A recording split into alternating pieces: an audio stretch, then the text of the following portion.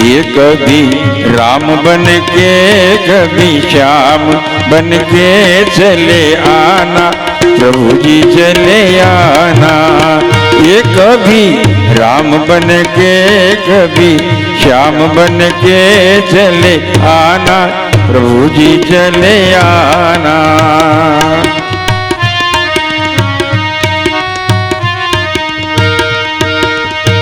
ये तुम राम रूप में आना,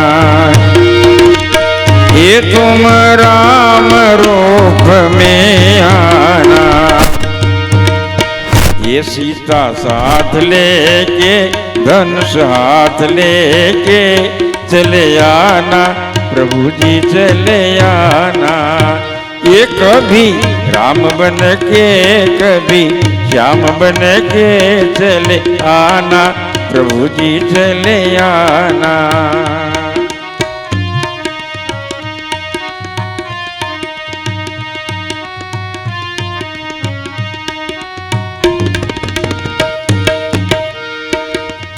ये तुम शिव रूप में आना, ये तुम शिव रूप में आना। ये उमा साथ लेके डमरू हाथ लेके चले आना, प्रभु जी चले आना। कभी राम बन के कभी श्याम बन के चले आना, प्रभु जी चले आना।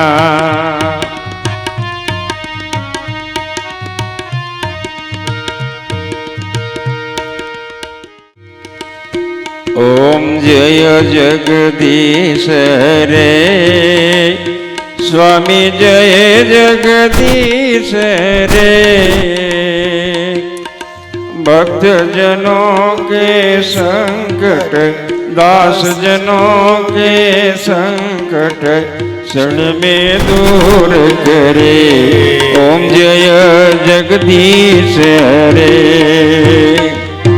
जो दाए फल पावे दुख बिसरे मन का, स्वामी दुख बिन से मन का।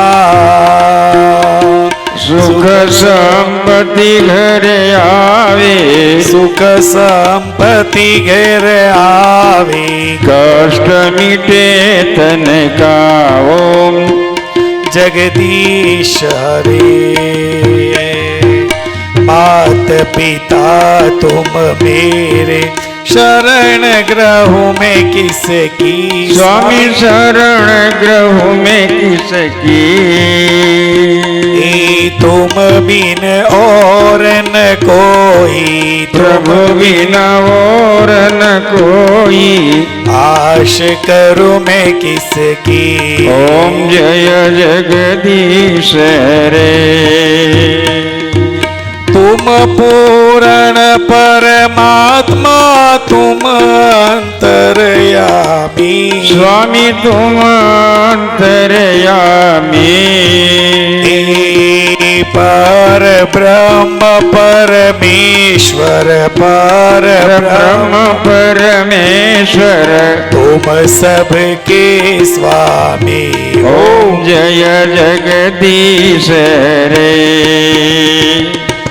तुम करुणा के सागर तुम पालन करता। स्वामी तुम पालन करता। मैं बालक अज्ञानी, मैं बालक खलकामी। कृपा करो भरता। ओम जय जगदीश रे, तुम हो एक अगोचर सबके प्राणपति। स्वामी सबके प्राणपति। किस विध मिलो दयामय, किस विध मिलो दयामय। तुमको मैं सुमति। ओम जय जगदीश रे, दीन बंधु दुख हरता तुम रक्षक मेरे, प्रभु तुम रक्षक मेरे, करुणा हस्त बढ़ाओ, अपने हाथ बढ़ाऊं, शरण पड़ा तेरे। ओम जय जगदीश रे। विषय विकार मिटावो, पाप हरो देवा, स्वामी पाप हरो देवा, श्रद्धा भक्ति बढ़ाओ, श्रद्धा भक्ति बढ़ावो, संतन की सेवा। ओम जय जगदीश रे। ओम जय जगदीश हरे। ओम जय जगदीश रे। कपूर गौरम करुणावतारम, संसार सारम भुजगेन्द्रहारम, सदा वसन्तं हृदयारविन्दे, भवं भवानी सहितं नमामि। मंगलम भगवान विष्णु, मंगलम गरुड़ध्वज, मंगलम पुंडरीकाक्षो, मंगलाय तनोहरि। सर्वमंगल मांगल्ये शिवे सर्वसाधिके, शरण्ये त्र्यंबके गौरी नारायणी नमस्तुते, नारायणी नमस्तुते, नारायणी नमस्तुते।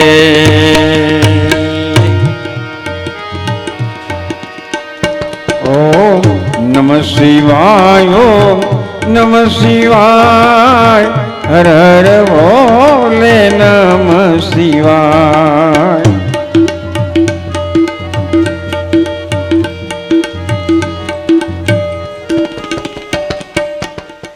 શિવલિંગની પૂજા કેવી રીતે થાય, પૂજાનો વિધિ શું છે એ આપણે જોયો છે. બિલ્વનું મહત્વ શું છે, બિલ્વપત્રનું પ્રાગટ્ય કેવી રીતે થયું, લિંગના પ્રકારો જોયા.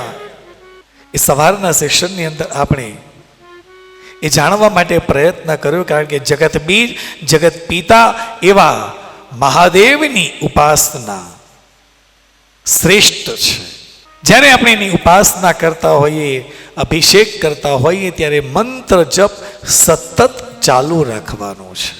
ભસ્મનો મહિમા આપણે શરૂ કરેલો હતો કે ભસ્મનો મહિમા શું છે, તો ભસ્મ 3 પ્રકારની છે: શ્રોત ભસ્મ, સ્માર્ત ભસ્મ અને લૌકિક ભસ્મ. ભસ્મને ધારણ કરવાનું કારણ એ છે કે શિવ સમજાવે છે કે મનુષ્યને કહી રહે કે છેલ્લે આ જ થવાનું છે. પંચમહાભૂતની અંદરથી જ આ શરીરનું સર્જન થયું છે. અંતે એ પંચમહાભૂતમાં જ ભળવાનું છે, અંતે રાખ જ થવાનું છે. તો એ માનવ તું કેમ દોડાદોડી કરી રહ્યો છે? સાથે કશું જ આપવાનું નથી. ભસ્મ એ વૈરાગ્યનો ભાવ સૂચવે છે, જે ભસ્મીભૂત થાય છે. પહેલી ભસ્મનું નામ છે શ્રોત ભસ્મ. જે ભસ્મ વેદ મંત્રોના ઉચ્ચાર કરી યજ્ઞની અંદર આહુતિ આપવામાં આવેલી હોય અને એ જે ભસ્મ તૈયાર થઈ એને કહેવાય છે શ્રોત ભસ્મ, જે શ્રેષ્ઠ કહી છે, પવિત્ર કહી છે. કારણ કે મંત્રના ઉચ્ચાર કરી અને અગ્નિની અંદર હોમ કરવામાં આવ્યો છે અને એ ભસ્મ જ્યારે કપાળની અંદર તિલક કરીએ કે ત્રિપુંડ કરીએ તો એક ઉર્જા આપણને મળે છે. શ્રોત ભસ્મ છે જે ગાયના છાણ, કપિલા ગાયના છાણમાંથી જે ભસ્મનું સર્જન થાય. આપણે જોઈએ કે યજ્ઞ કરીએ તો પહેલા મંગાવે કે ભાઈ છાણા જોઈશે. પહેલાના સમયમાં તો છાણા મળી રહેતા હતા, અત્યારે લોકો ઓનલાઈન મંગાવે છે. એમેઝોન ઉપરથી ઓનલાઈન છાણા આવે છે અને બધા કે ક્યાંય નહોતું મળતું ને એટલે મહારાજ અમે એમેઝોન ઉપરથી મંગાવ્યું છે. શરમ આવવી જોઈએ. એ કંઈ કહેવાની વાત નથી, પણ આપણે પશુધન આપણે રાખ્યું જ નથી તો ક્યાંથી થાય? પહેલાના સમયમાં તો કંઈ પણ યજ્ઞ કર્મ કરવાનું હોય તો ગામની અંદર જે લોકોએ ગાયને ઉછેરી છે, જે ગાયને રાખે છે એમની પાસે જઈ આપણે કહીએ કે ભાઈ આટલા છાણાની જરૂર છે, તૈયાર કરીને આપજો, તો એ તૈયાર કરીને આપે. આપણને ખબર છે એ જે ગાયની સેવા કરી રહ્યો છે એ છાણું જોઈએ. અહીંયા કહ્યું છે કે કપિલા ગાયના છાણમાંથી જે ભસ્મનું સર્જન થાય એને સ્ત્રોત ભસ્મ કહેવાય છે, શ્રેષ્ઠ કહી છે. બીજી સ્માર્ત ભસ્મ, જે ભસ્મ પુરાણોક્ત મંત્રનો ઉચ્ચાર કરી અગ્નિની અંદર હોમ કરવામાં આવેલો હોય કે બીજું કોઈ છાણું લઈ અને એના અંદર સ્વાહાનો ઉચ્ચાર કરી અને એ જે ભસ્મ તૈયાર થઈ એને કહેવાય છે સ્માર્ત ભસ્મ. પણ એની અંદર પુરાણોક્ત મંત્ર છે. મેં અગાઉ કહ્યું એમ કે વેદોક્ત મંત્રનો અધિકાર કેવળ બ્રાહ્મણને છે. કેમ આવું કઈ લોકો કે કેમ બધું તમને અમારાથી ન થાય? એક તો બ્રાહ્મણના કુળમાં જન્મ લેવો અને પછી યજ્ઞોપવિત તમે લો, પછી તમને યજ્ઞોપવિત ધારણ કર્યા બાદ એને ગુરુકુળની અંદર સંસ્કૃતનો અભ્યાસ કરવા જવું પડે. ત્યાં વેદના મંત્રોનો ઉચ્ચાર કેવી રીતે થાય એ ગુરુ શીખવે છે. મેં કહ્યું ને, કોઈ પણ મંત્ર, કોઈ પણ વસ્તુ કરવી છે પહેલા તમે ગુરુને પૂછો, એ શીખવે એમ આવડે તો. બ્રાહ્મણનો બાળક છે એ યજ્ઞોપવિત ધારણ કરી અને એ પાઠશાળામાં ભણવા જાય છે. ત્યાં 5 વર્ષ, 10 વર્ષ, 20 વર્ષ સુધી સતત એ મંત્રનો અભ્યાસ કરે છે. કારણ મંત્રની અંદર એ તાકાત છે કે એ દાખલા તરીકે અગ્નિને પ્રજ્વલિત કરવો છે, એ વખતે એ મંત્રને બોલવામાં આવે ને તો અગ્નિને પ્રજ્વલિત થવું પડે. યજ્ઞની અંદર જ્યારે દેવતાઓનું આવાહન થાય ત્યારે દેવતાનું આવાહન મંત્રથી થાય છે. કારણ કે દેવ એ મંત્રના આધીન છે, ભજનના આધીન નથી. ભજન તમે બનાવેલા છે. વેદની અંદર રહેલો મંત્ર એ ગાયત્રી ત્રિપદાનું સર્જન થયું, ગાયત્રીમાંથી વેદની ઉત્પત્તિ થઈ છે. તો એ જે મંત્રો છે એ શ્રેષ્ઠ છે. એના માટે બ્રાહ્મણના સંતાન દીકરાએ પોતાનું જીવન આખું એને સમર્પિત કર્યું છે. અને એ જે મંત્રનો ઉચ્ચાર કરે ને, સ્પષ્ટ ઉચ્ચાર કરે એટલે એના વાઇબ્રેશન્સ બંધાય છે. તમે શતચંડી, લક્ષચંડી આ યજ્ઞની અંદર જો તમે હાજરી આપેલી હોય ને તો એ વખતે વેદના, 4 વેદના જાણનાર બ્રાહ્મણોને બોલાવવામાં આવે અને એ જે મંત્રોચ્ચાર કરે ને એનાથી એક એવું સુંદર વાતાવરણ બને છે. તમને એમ થાય બસ આજ સાંભળતા રહીએ, મન શાંત થાય છે. દેવો મંત્રના આધીન છે. જો સ્માર્ત ભસ્મ એ ભસ્મ પુરાણોક્ત મંત્ર દ્વારા તે તૈયાર કરવામાં આવી એને સ્માર્ત ભસ્મ કહેવાય. અને ત્રીજી કહી છે લૌકિક ભસ્મ. જે ભસ્મ ચૂલાની અંદર જે તૈયાર થયેલી છે એ પણ ભસ્મ જ છે, પણ એ લૌકિક છે. તમે દરરોજ સવારે ઉઠીને ત્રિપુંડ કરતા હો અને કોઈ વખતે ભસ્મ નથી તો કહેલું છે કંઈ ન હોય તો લૌકિક ભસ્મને લઈ હાથમાં લઈ તમે એને ત્રિપુંડ કરી શકો છો. પણ એ બાલ ઋષિ એ ભસ્મનો મંત્ર બતાવ્યો છે. સૌ પ્રથમ ભસ્મને ડાબા હાથમાં લેવામાં આવે, જલની અંદર એને મિશ્રિત કરવામાં આવે અને મિશ્રિત કરી હાથની અંદર 2 હાથમાં લઈ ઘસવાની છે અને મંત્રનો પાઠ કરવાનો છે કે જલ રીતિ ભસ્મ, અગ્નિ રીતિ ભસ્મ, થલ રીતિ ભસ્મ, વાયુ રીતિ ભસ્મ, વ્યોમિતિ ભસ્મ. આ ભસ્મને મંત્રોચ્ચાર કરી અને પછી કપાળની અંદર એ ત્રિપુંડ કરવામાં આવે છે. તમે કદાચ જોયું તો બ્રાહ્મણો છે ને શરીરના દરેક જેટલા જોઈન્ટ છે એ દરેક જગ્યાએ ભસ્મને સ્પર્શ કરવામાં આવે છે. કપાળમાં કરીએ, કંઠમાં કરીએ, ખભા ઉપર આવે, હાથ ઉપર આવે, અહીંયા આવે, અહીંયા આવે, અહીંયા આવે, અહીંયા. શરીરના 32 જગ્યાએ ભસ્મને ધારણ કરવાની કહેલી છે. પણ આપણે એ ન કરી શકીએ તો એ ભસ્મની કપાળમાં ત્રિપુંડ તો કરી શકીએ. ભસ્મનો મહિમા છે. ભસ્મની અંદર એટલી તાકાત છે.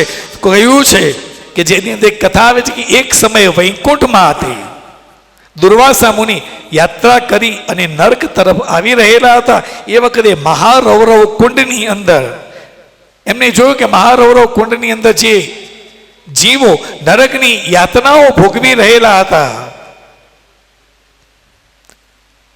એ બધા જ જીવો દુઃખી હતા. દુર્વાસા મુનિ ત્યાંથી નરકમાંથી પસાર થઈ રહેલા હતા ત્યારે એમને જોયું કે લાવને જોવું કે કઈ સજા ભોગવે છે. ત્યારે દુર્વાસા મુનિ એ મહારૌરવ કુંડની અંદર નીચે નમ્યા અને જોયું, પણ એ વખતે એમને ભસ્મને ધારણ કરેલી હતી. એમના કપાળની અંદર જે ભસ્મ હતી એ ભસ્મના રજકણ એ મહારૌરવ કુંડની અંદર પડ્યા. તો જે જીવો જે ચીસો પાડી રહેલા હતા, વેદના સહન કરી રહેલા હતા, એ બધા જ શાંત થઈ ગયા છે. એ બધાને મુક્તિ મળી ગઈ છે. કારણ એ ભસ્મના રજકણ જે હતા એ મહારૌરવ કુંડની અંદર પડ્યા. બધા જ જીવોને મુક્તિ મળી છે. બધા શાંત થઈ ગયા. યમરાજાને ખબર, જોયું કે ભાઈ મહારૌરવ કુંડની અંદર આટલી બધી અવાજ આવતો હતો, ચીસો પડતી હતી, એ બધું કેમ શાંત થઈ ગયું? તપાસ કરાવડાવી. બધા જ જીવો શાંતિથી બેઠેલા હતા. એમને મુક્તિનો અનુભવ થઈ રહેલો હતો. ત્યારે યમરાજાએ પૂછ્યું કે આવું કેવી રીતે થયું? તપાસ કરાવડાવી તો ખબર પડી કે અહીંયાથી દુર્વાસા મુનિ પસાર થયા. દુર્વાસા મુનિએ એ મહારૌરવ કુંડની અંદર નજર કરી એમના મસ્તકમાં કપાળમાં રહેલી જે ભસ્મ હતી એ મહારૌરવ કુંડની અંદર પડી છે, જેનાથી આ બધા જ જીવોને મુક્તિ મળી છે. આ જ્યાં કહ્યું ત્યારે જીવાત્માઓ ને મુક્તિ મળી છે. એના પછી એક કુંડની જગ્યાએ હવે એ તો એમને તો મુક્તિ મળી ગઈ, પણ ત્યાં બીજો મહારૌરવ કુંડ બનાવવામાં આવ્યો અને ત્યાં એક સૂચના મારવામાં આવી કે જેને ભસ્મને ધારણ કરેલી હોય એ વ્યક્તિનો પ્રવેશ નિષેધ છે. ત્યાં પિત્રેશ્વર મહાદેવની સ્થાપના કરવામાં આવી છે. મહારૌરવ કુંડનું નવું નિર્માણ કર્યું છે. આટલી તાકાત છે ભસ્મની અંદર. બ્રાહ્મણ, ક્ષત્રિય, વૈશ્ય, શૂદ્ર દરેકે ભસ્મને ધારણ કરવી જોઈએ. ભસ્મના અનેક ફાયદા છે. અમુક મહાત્માઓ જે છે એ ભસ્મનું સેવન પણ કરે છે.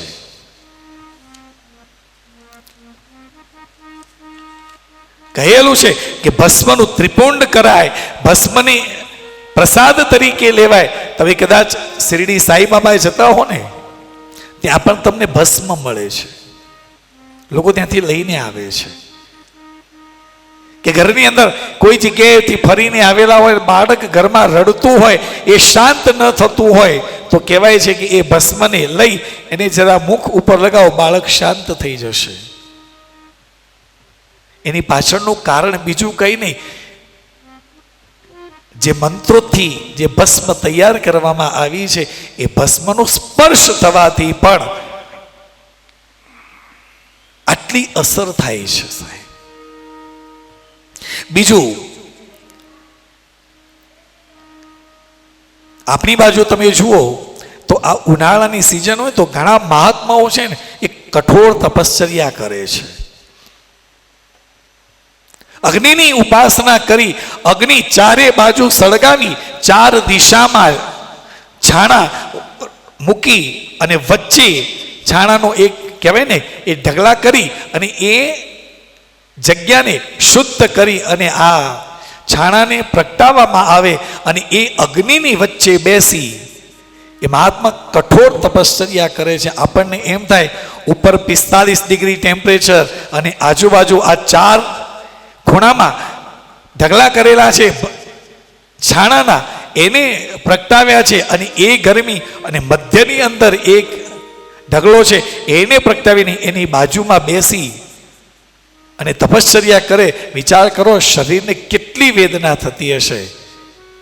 પણ તમે સાથે જુઓ, એ જ્યારે ત્યાં ધ્યાન કરવા માટે બેસે, ઉપાસના કરવા માટે બેસે, કઠોર તપશ્ચર્યા કરતા હોય ને, ત્યારે એમના શરીર ઉપર પેલા જળ લગાવવામાં આવે અને એના ઉપર ભસ્મ લગાવવામાં આવે. આખા શરીર ઉપર, માથાથી લઈ બેઠા છે આખા શરીર ઉપર ભસ્મનું લેપન કરવામાં આવે અને એ ઉપાસના કરે, જેનાથી એ જે ગરમી છે ને એ ગરમીની અસર એમને થાય જ નહીં.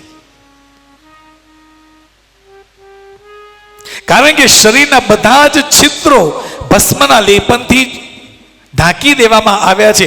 છિદ્ર ખુલ્લા હોય તો તમને ઠંડીની ગરમીની અસર થાય, પણ તમે ભસ્મનું લેપન કર્યું હોય ને, જે મહાત્માઓ હિમાલય જેવા પર્વતની અંદર જે તપશ્ચર્યા કરે છે, આપણે ઘણા બધા વિડીયો જોઈએ છીએ, એ આખા શરીરે ભસ્મ લગાવી અને બરફમાં બેસીને ધ્યાન કરે છે, તપશ્ચર્યા કરે છે. બહાર ગમે તેટલી ઠંડી હોય પણ શરીરને એની અસર ન થાય. આ ભસ્મનો મહિમા છે.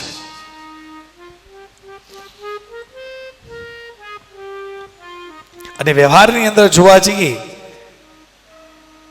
દીકરીના લગ્ન લીધેલા હોય ને વરરાજા તોરણે આવે તો બહેનોને ખ્યાલ હશે, પેલા 4 મુઠિયા બનાવતા. હવે તો બધું રેડીમેડ આવે છે. એ મુઠિયા શેના બનતા? રાખના. કારણ જે વર લગ્ન કરવા માટે આવેલો છે, આટલા બધા લોકોની વચ્ચે એ ઊભો છે, કદાચ એને ઓક્સિજનની કમી લાગે ત્યારે સાસુ જ્યારે એ તોરણે આવે ને ત્યારે હાથમાં એક એક લઈ અને એના માથા ઉપર આમ ફેરવે છે. શાસ્ત્રમાં કહ્યું છે કે ગાયના છાણની અંદર જેટલો ઓક્સિજન છે ને, એ જ્યારે ભસ્મ બને ને તો એમાં 75% ઓક્સિજનની માત્રા રહેલી છે. જે સાસુ જ્યારે એને પોંખે છે ને, એટલે આજુબાજુ આટલા બધા લોકો છે, એના લીધે એને ઓક્સિજનની તકલીફ ન પડે એ તમે એના માથા ઉપરથી ફેરવો છો ને, એમાંથી એને ઓક્સિજન મળે છે. આપણા લગ્નની વિધિની અંદર જે કંઈ પણ છે ને એ બધું જ સાયન્ટિફિક છે.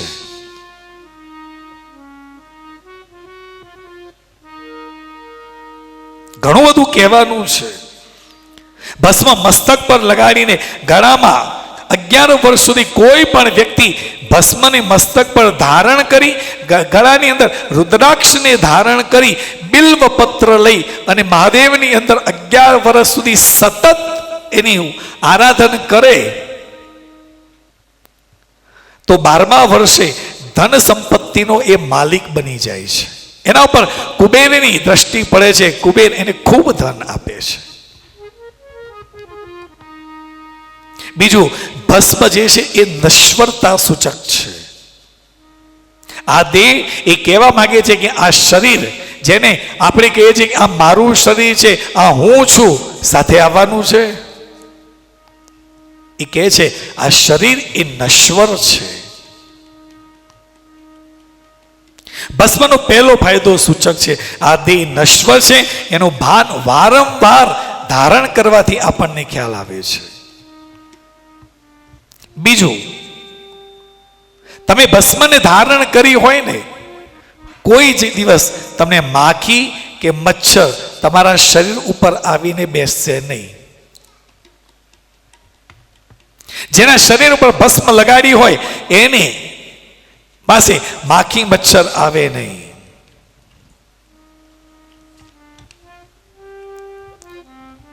માટે કહેલું છે શરીર ઉપર ભસ્મને ધારણ કરો. એક સનાતન ધર્મની અંદર એક હિન્દુ જ એક એવો મહા વ્યક્તિ છે કે કહીએ કે ભાઈ તિલક કરો, ના, મને શરમ આવે છે. બીજા બધા જ ધર્મો જુઓ, જૈન ધર્મની અંદર તમે જુઓ, આપણા નાનું બાળક હોય ને ત્યારથી એને ખુલ્લા પગે દેરાસરમાં લઈ જવામાં આવે છે. દરરોજ જવાનું, ખુલ્લા શરીરે, પગમાં ચપ્પલ પણ નહીં પહેરવાના. નાનપણથી એને એ સંસ્કાર મળે છે.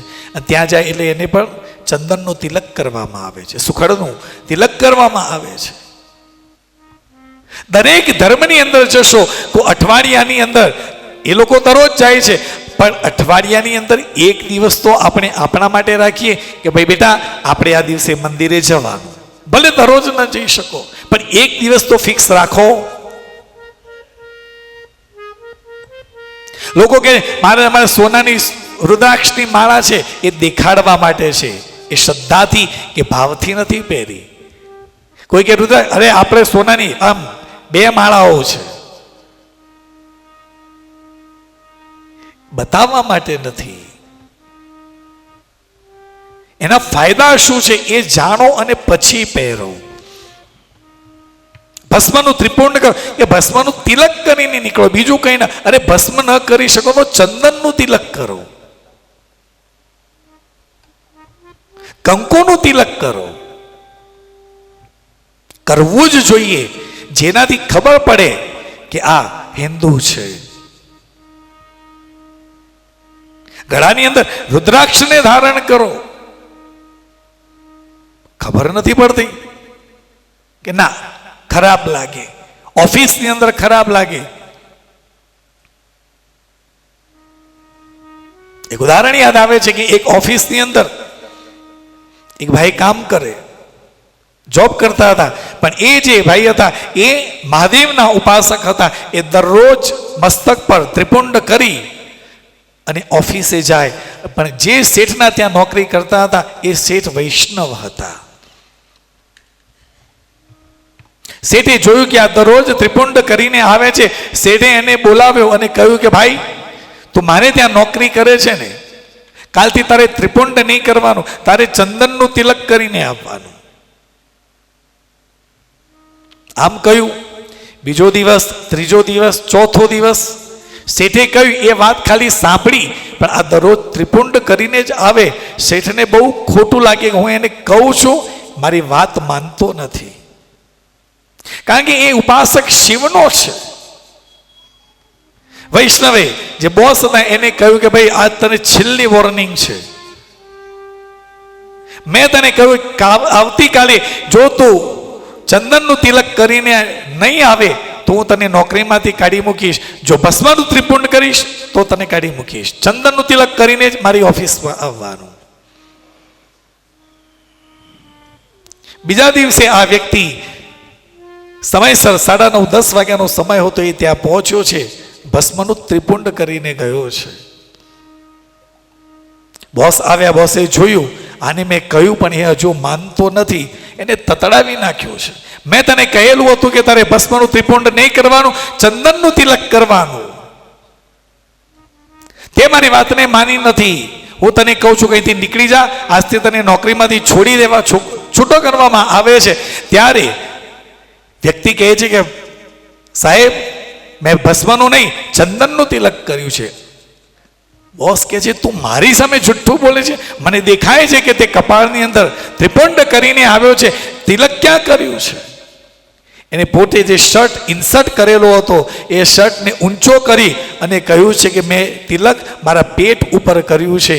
એ કહેવા માગે છે કે સાહેબ હું મારા પેટ માટે નોકરી કરું છું, હું મારા પરમાત્મા માટે નોકરી કરતો નથી. એટલે મેં તિલક ક્યાં કર્યું છે? પેટ ઉપર કર્યું છે.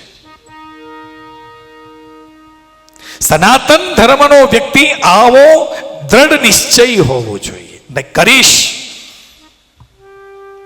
અને કરી તો જુઓ એક વખત. તમે ત્રિપુંડ કરીને નીકળશો, જેટલા વ્યક્તિ મળશે તરત કહેશે કે બેન ઓમ નમઃ શિવાય. હવે તમને કે મહારાજ અમને આવડતા નથી, કાંઈ વાંધો નહીં, બીબા તૈયાર મળે છે. ભસ્મને ભીની કરી એની અંદર ડબોળી અને આમ કરીને લગાવી દો. કરી નીકળો તો ખરા. જેટલા લોકો મળશે એટલા લોકો તમને કહેશે કે ભાઈ નમઃ શિવાય, હર હર મહાદેવ. આટલી તાકાત ખાલી તિલકમાં છે. તો જો આ શરીરને જો શિવને અર્પણ કરી દઈએ તો કેટલી બધી તાકાત મળે. ભસ્મનો મહિમા ખૂબ છે. કહ્યું છે કે ભસ્મ શરીરમાં પધરાવો એનો મતલબ એ થાય કે અંદર રહેલું તત્વ તમારા શરીરની અંદર જાય છે. જે તત્વ છે, જે નિત્ય ભસ્મધારી છે, એ ક્યારે અશુદ્ધિ પણ એને પ્રાપ્ત થતી નથી. એની અંદર વિકારો આવતા નથી.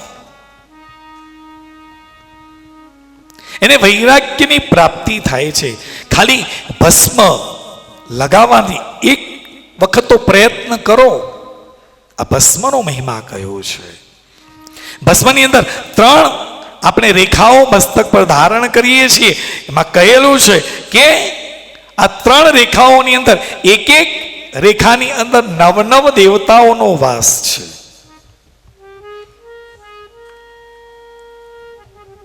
શિવે ભસ્મનું લેપન કરે છે, ભસ્મને ધારણ કરે છે, અને એનાથી જ એક સૌંદર્ય પ્રગટ થાય છે.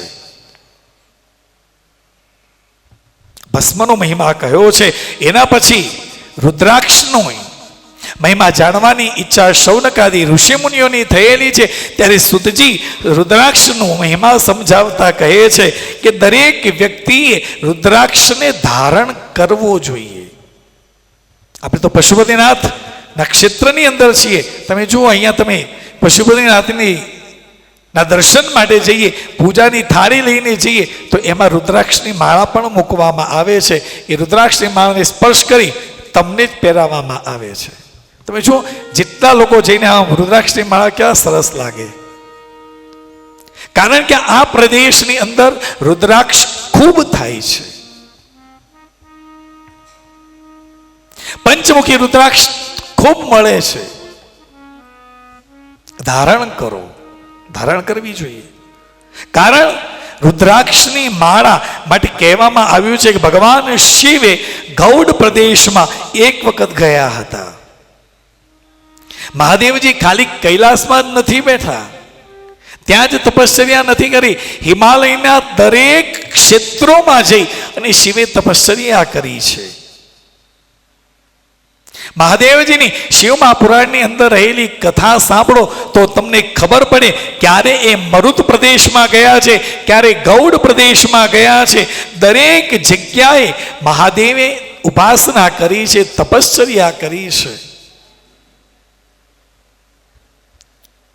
મહાદેવજી એ સાધના કરી છે. એક વખત ગૌડ પ્રદેશમાં મહાદેવજી ગયા અને ખૂબ સુંદર જગ્યા હતી. ત્યાં બેસી અને ધ્યાનસ્થ અવસ્થાની અંદર બેઠા છે.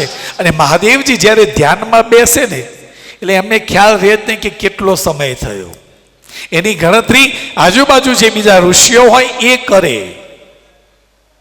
આ ગૌડ પ્રદેશની અંદર મહાદેવે 1000 વર્ષ સુધી તપશ્ચર્યા કરી છે, સાધના કરી છે. પદ્માસન વાળી અને સંયમ સાથે 1000 વર્ષ સુધી તપશ્ચર્યા કરી.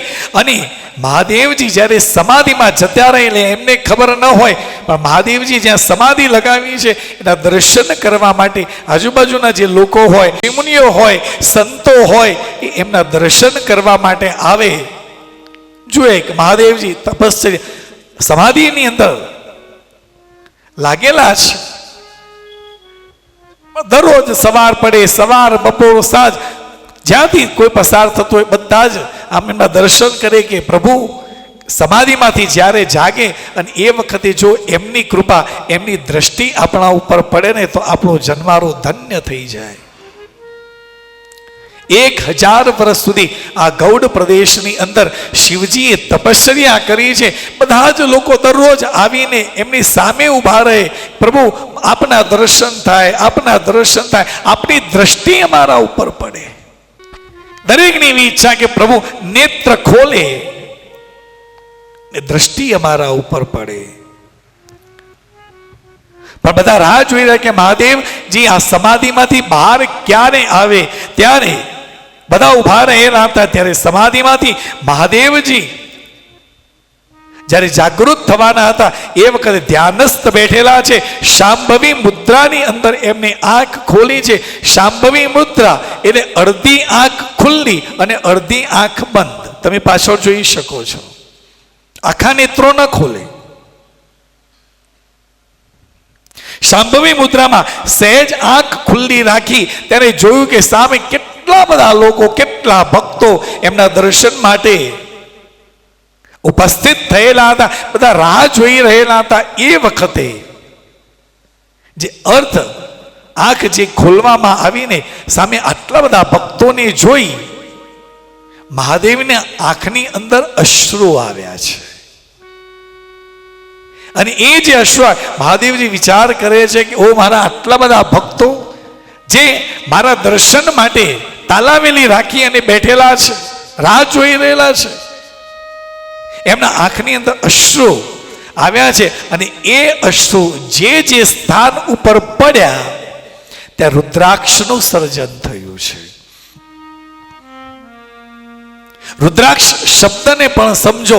રુદ્ર વત્તા અક્ષ. રુદ્ર એટલે મહાદેવ, અક્ષ એટલે આંખ. મહાદેવની આંખમાંથી પડેલા બિંદુ, એમાંથી જેનું સર્જન થયું એ રુદ્રાક્ષ છે, જે મહાદેવને અતિશય પ્રિય છે.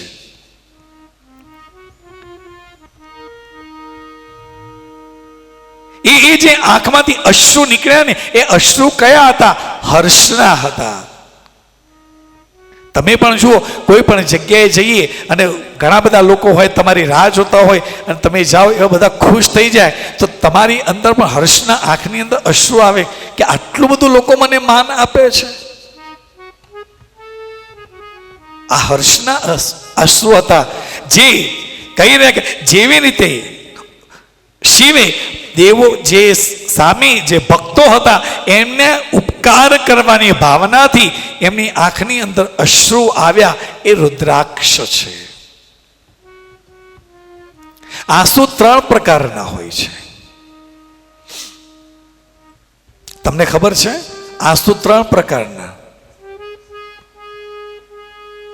પહેલા જે આંખના ખૂણેથી નીકળે એ દુઃખના આંસુ હોય, જે આંસુ ગરમ હોય.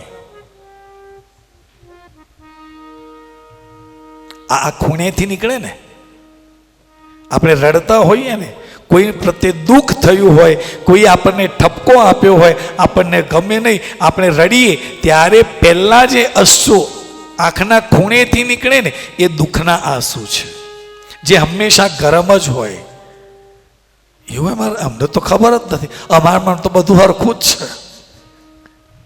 દુઃખના આંસુ છે. બીજા નાક પાસેથી જે નીકળે ને એ સુખના આંસુ હોય. આ ખૂણામાંથી, આ 2 ખૂણા છે ને, એમાંથી નીકળે ને એ આંસુ કેવા છે? સુખના આંસુ છે. અને આંખની વચ્ચેથી જે નીકળે ને એ ભૂખના આંસુ છે. ભૂખ લાગી હોય, કશું મળતું નથી અને આંખમાંથી અશ્રુ આવે ને એ અશ્રુ કયા છે? કયા છે? ભૂખના. મહાદેવજીને આંખમાંથી જે અશ્રુ આવ્યા છે એ સુખના આવ્યા છે. આટલા બધા ભક્તોને જોઈ પ્રભુ પ્રસન્ન થયો છે અને એના આંખમાંથી જે અશ્રુ આ ધરતી પર પડ્યા અને એમાંથી એક વૃક્ષનું સર્જન થયું, એ રુદ્રાક્ષ છે. રુદ્રાક્ષને ધારણ કરવો જોઈએ. અરે બિંદુઓ નીચે પડ્યા, એમાં રુદ્રના એ રુદ્રાક્ષ છે. રુદ્રાક્ષ શિવ મહાપુરાણની અંદર કહેલું છે કે 14 મુખી રુદ્રાક્ષ સુધીનું વર્ણન એની અંદર કરવામાં આવેલું છે. આ પ્રદેશની અંદર પંચમુખી રુદ્રાક્ષ મળે છે. પંચમુખી એ સાક્ષાત શિવ સ્વરૂપ જ છે. મેં કહ્યું ને, મહાદેવના કેટલા મુખ છે? પંચમુખ. એટલે 5 મુખી રુદ્રાક્ષ એ શિવ સ્વરૂપ છે. તમે એને ધારણ કરી શકો છો. તમારી સાથે જ શિવ છે.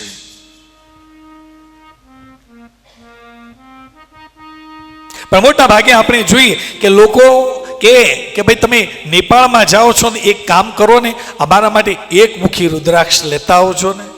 બધાને 1 મુખી રુદ્રાક્ષ જ જોઈએ છે. મેં અહીં આવીને તપાસ કરાવડાવી, પૂછ્યું તો કહે કે બાપજી, અમે આટલા વર્ષોથી અહીંયા રહીએ છીએ, હજુ અમારા હાથમાં 1 મુખી રુદ્રાક્ષ આવ્યો નથી. તો માર્કેટમાં આટલા બધા વેચાય છે, આવે છે ક્યાંથી?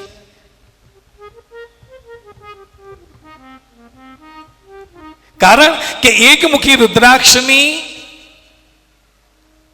જે ઉર્જા છે ને એ એટલી જબરજસ્ત છે, જે કોઈ પણ વ્યક્તિ પાસે એકમુખી રુદ્રાક્ષ હોય એના ઘરે કોઈ દિવસ ગ્રહ પીડા, સર્પ પીડા ક્યારેય ન થાય. એને ત્યાં લક્ષ્મીનો ભંડાર અખૂટ ભરેલો રહે, એને કોઈ દિવસ કોઈ અપમૃત્યુ ન થાય. હવે આવો રુદ્રાક્ષની જો એની તાકાત હોય તો કોઈ વેચે ખરું? બધાની એકમુખી રુદ્રાક્ષ જોઈએ છે, પણ એકમુખી રુદ્રાક્ષ એ સાક્ષાત લક્ષ્મીનું સ્વરૂપ છે. પણ શિવ મહાપુરાણ કહે છે જેને પરમાત્માનો અનુભવ કરવો છે એને 14 મુખી રુદ્રાક્ષને ધારણ કરવો જોઈએ. એને પરમ તત્વની અનુભૂતિ થાય છે. કેટલા મુખી રુદ્રાક્ષ? 14 મુખી રુદ્રાક્ષ. વિદ્યાની પ્રાપ્તિ જેને કરવી છે એને 3 મુખી રુદ્રાક્ષ ધારણ કરવો જોઈએ. અલગ અલગ રુદ્રાક્ષનો મહિમા બતાવવામાં આવ્યો છે. 1 મુખી રુદ્રાક્ષ, 2 મુખી રુદ્રાક્ષ, 3 મુખી, 4 મુખી. 3 મુખી રુદ્રાક્ષ એ ત્રિદેવનું સ્વરૂપ છે. 4 મુખી રુદ્રાક્ષ એ બ્રહ્માનું સ્વરૂપ છે. 5 મુખી રુદ્રાક્ષ સાક્ષાત મહાદેવનું સ્વરૂપ છે. 6 મુખી રુદ્રાક્ષ એ કાર્તિકેયનું સ્વરૂપ છે. દરેકનું મહત્વ છે, પણ શિવ મહાપુરાણ કહે છે કે જેને પરમ તત્વની પ્રાપ્તિ કરવી છે એ મનુષ્યએ, એ ભક્તએ 14 મુખી રુદ્રાક્ષને ધારણ કરો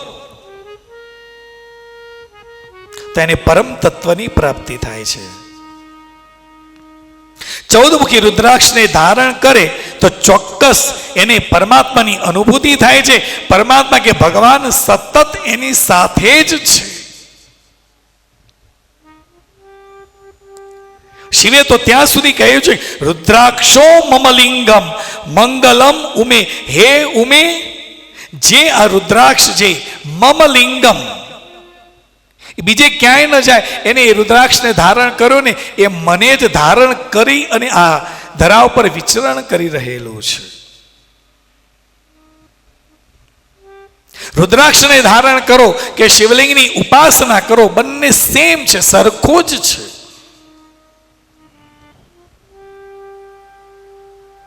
પણ રુદ્રાક્ષને ધારણ કરવો હોય તો એના પણ અમુક નિયમો છે કે સવારે નાહી ધોઈ સ્વચ્છ વસ્ત્રો પરિધાન કરી અને પછી રુદ્રાક્ષને ધારણ કરવાનો છે. સોમવારના દિવસે મહાદેવની પૂજા કરી આ રુદ્રાક્ષને ભગવાનને અર્પણ કરવાનો, એનો સ્પર્શ કરાવવાનો અને દિવસ જે સારો છે સોમવારનો એ દિવસે એને ધારણ કરવાનો છે. ધારણ કર્યા બાદ પણ કહ્યું છે કે વોશરૂમ જઈએ કે જ્યારે આપણું અપવિત્ર હોઈએ ત્યારે રુદ્રાક્ષને કાઢીને પહેલા મૂકી દેવાનું છે.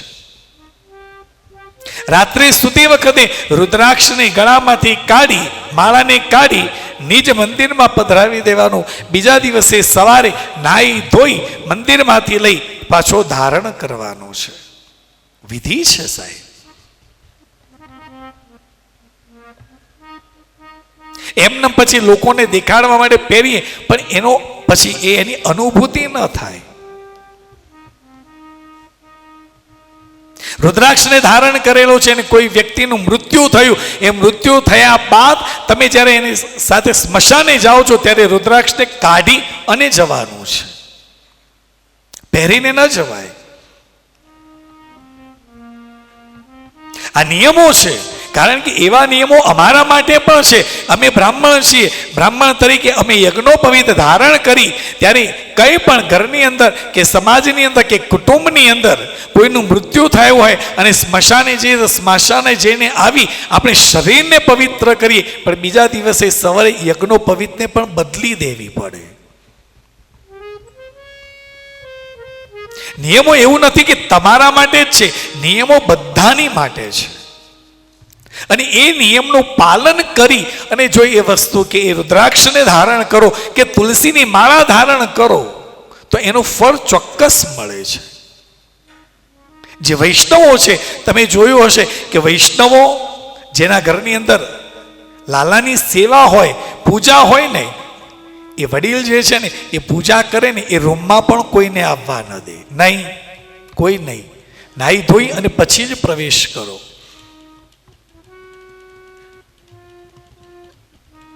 વચ્ચે કંઈ એવું થયું કે શરીર બગડ્યું હોય અને વોશરૂમ જવું પડે તો એ જઈ અને આવે ને એ સ્નાન કરી પેલા કપડાં પલાળી બીજી જોડ પહેરીને પછી જ એને પ્રવેશ મળે છે.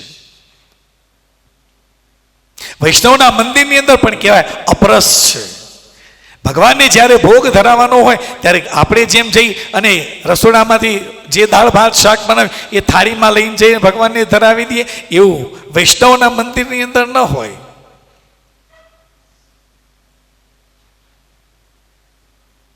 બધાના નિયમો છે અને એ નિયમ પ્રમાણે જો કરવામાં આવે અને એ પ્રસાદ જો લેવામાં આવે ને તો તમને એનો અનુભૂતિ થાય કે નહીં, આ પ્રસાદ જે ભગવાનને અર્પણ કરેલો છે એ કંઈક અલગ જ છે.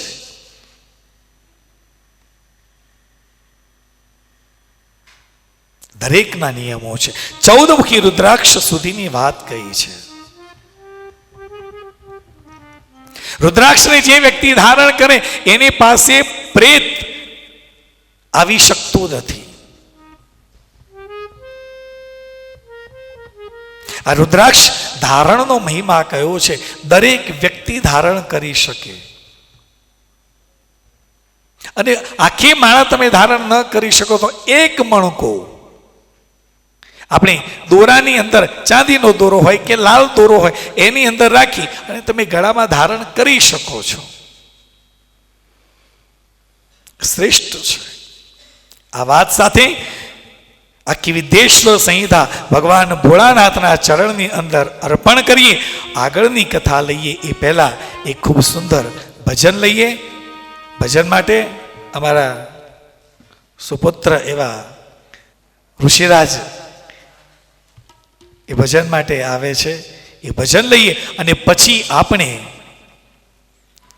રુદ્ર સંહિતાની અંદર પ્રવેશ કરીએ. વેશધારી વેશધારી ભોળો વેશધારી, એને નડતી નથી મોંઘવારી, ભોળો કેવો વેશધારી. એને નડતી નથી મોંઘવારી, ભોળો કેવો વેશધારી.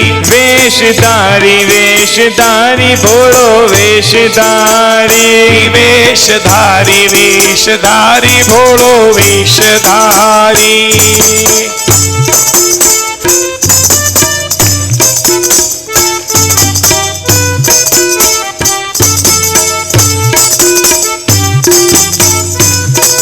શિખર પર રહે કલડો, ઊંચા શિખર પર રહે કલડો. ઊંચા શિખર પર રહે કલડો. કીધી ના કોઈથી યારી, ભોળો કેવો વેશધારી. એને કીધી ના કોઈથી યારી, ભોળો કેવો વેશધારી. વેશધારી વેશધારી ભોળો વેશધારી, વેશધારી વેશધારી ભોળો વેશધારી.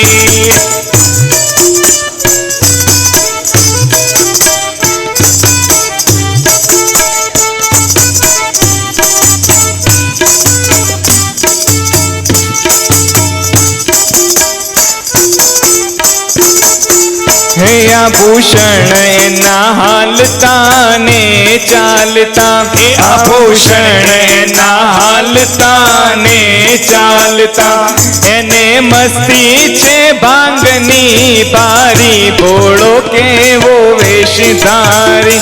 એને મસ્તી છે ભાંગની બારી, ભોળો કેવો વેશધારી.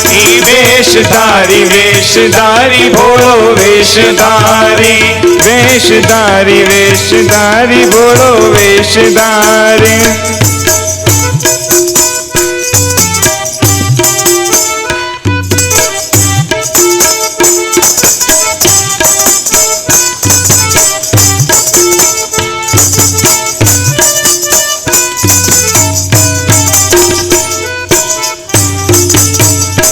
રામ ભક્તો એના ને ભક્ત રામનો, રામ ભક્તો એના ને ભક્ત રામનો.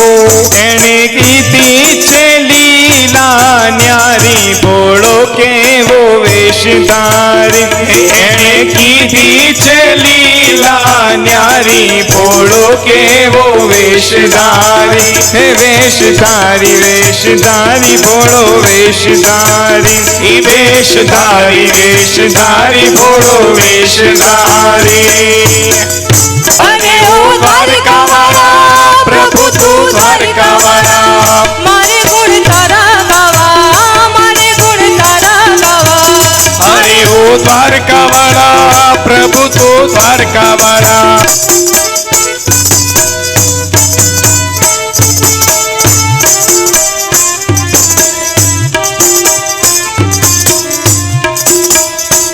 હે દિવ્ય દ્વારવતી મારી અલ્પમતી, દિવ્ય તારામતી તારી અલ્પમતી. હે તારા ગુણ લગાવવાની મારી શક્તિ નથી. હે તારા ગુણ ગાવાની મારી શક્તિ નથી. પ્રભુ તું એક છે મારો, મને તું જાણજે તારો. પ્રભુ તું એક છે મારો, મને તું જાણજે તારો. મારે ગુણ તારા ગાવા, મારે ગુણ તારા ગાવા. અરે ઓ દ્વારિકાવાળા પ્રભુ તું દ્વારિકાવાળા. અરે ઓ દ્વારિકાવાળા પ્રભુ તું દ્વારિકાવાળા.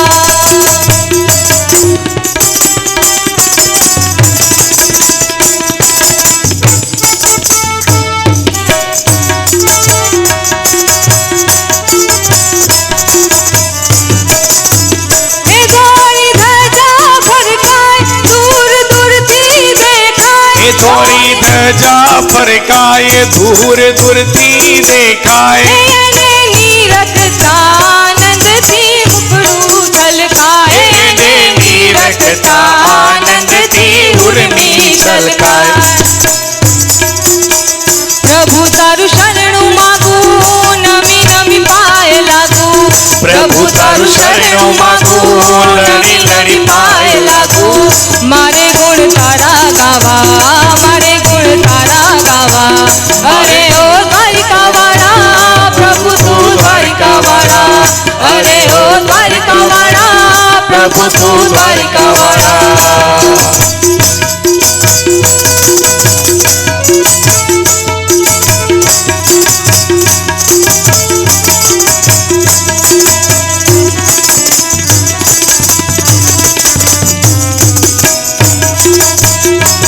હે શંખ ચક્ર ગદા વદન હસતું સદા. એ ચક્ર ગદા ચરખા વદન હસતું સદા. શોભે અભય દાન ભક્તોને થાય. પદ્મ શોભે અભય દાન ભક્તોને થાય. ગળે વૈજંતી માળા એવા છો દિન દયાળા. ગળે વૈજંતી માળા એવા છો દિન દયાળા. મારે ગુણ તારા ગાવા, મારે ગુણ તારા ગાવા. અરે ઓ દ્વારિકાવાળા પ્રભુ તું દ્વારિકાવાળા. અરે ઓ દ્વારિકાવાળા પ્રભુ તું દ્વારિકાવાળા.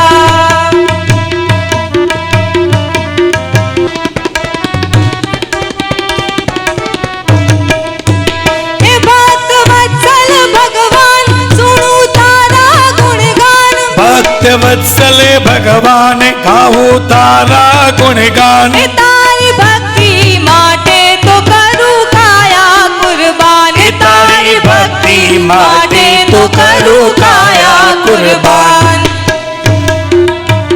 તારા દર્શન નો લાવો ફરી નહીં મળશે આવો. તારા દર્શન નો લાવો ફરી નહીં મળશે આવો. લાગી મને તારી માયા, લાગી મને તારી માયા.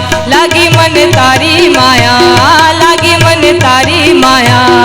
અરે ઓ દ્વારિકાવાળા પ્રભુ તું દ્વારિકાવાળા. અરે ઓ દ્વારિકાવાળા પ્રભુ તું દ્વારિકાવાળા.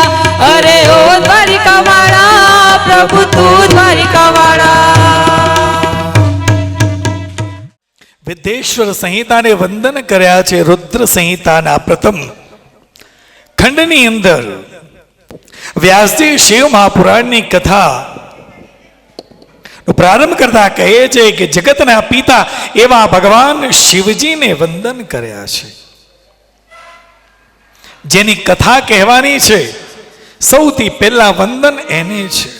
બીજા વંદન એને ભવાનીને કર્યા છે અને તેમના પુત્ર ગણેશની વંદના કરી વ્યાસજી બોલ્યા છે જગત પિતર શંભુ જગત માતરમ શિવામ તત્પુત્રસ્ય ગણાધીશન તત્તૈતે દર્ણયામહે. વ્યાસજી કહે છે કે હું તમને વંદન કરું છું. વ્યાસજીએ શંભુની વંદના કરી છે. જગત પિતરમ શંભો. આપણે પણ શિવજીને શંભુ કહીએ છીએ.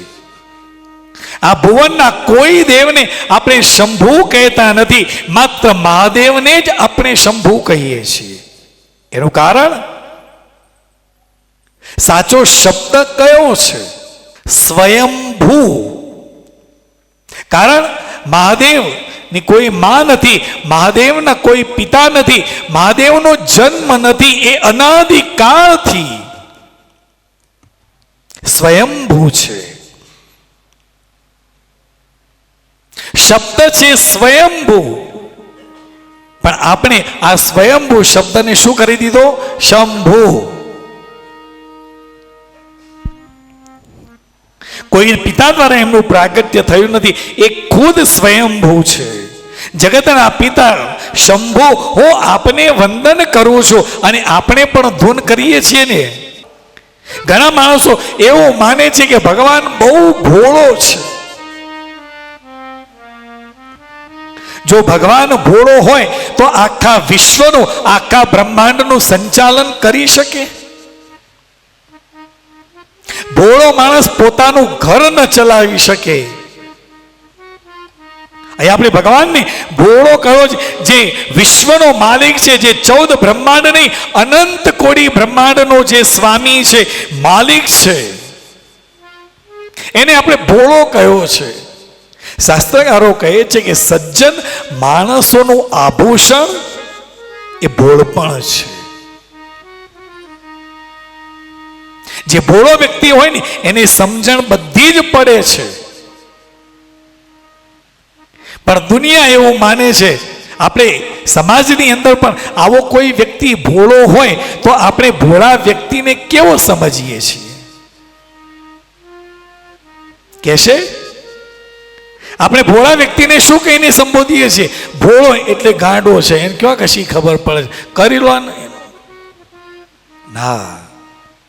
સજ્જન માણસનું આભૂષણ એ એનું ભોળપણ છે. એને બધી જ ખબર પડે છે કે આ વ્યક્તિ મારી સાથે ખોટું કરી રહ્યો છે, પણ જવા દે ને, કરવા દે.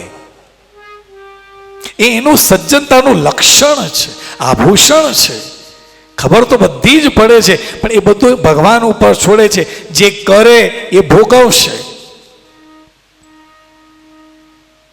આ સંસારની અંદર રહેલો વ્યક્તિ એમ સમજે છે કે હું જે કંઈ પણ કરું છું, જે કંઈ પણ કાળા ધોળા કર્યા, મેં કોઈને છેતરી લીધો, તે છેતરી લીધો, તે તને એમ છે કે કોઈ જોતું નથી, પણ કોઈક તો જોઈ રહ્યું છે. કોઈક શક્તિ છે એ જોઈ રહી છે.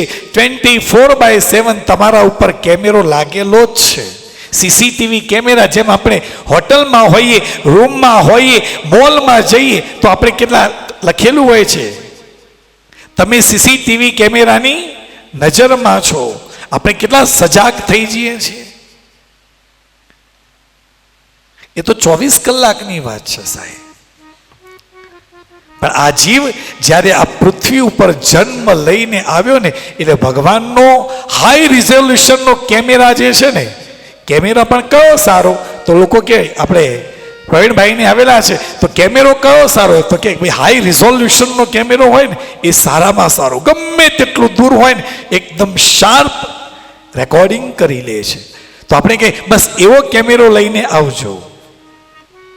આ માણસે બનાવેલો એક કેમેરા ઉપર તમને આટલો ભરોસો છે તો તો પરમાત્માએ એ જે કેમેરો મૂકેલો છે ને એ 24/7 નહીં, જન્મથી લઈ અને મૃત્યુ પર્યંત સુધી તમારું જે કંઈ પણ કરો ને એ બધું જ કેદ થાય છે.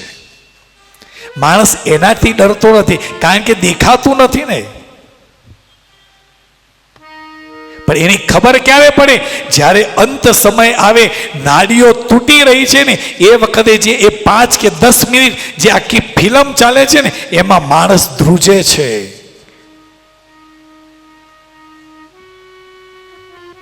એટલે કહ્યું છે સજ્જન માણસનું આભૂષણ એ ભોળપણ છે.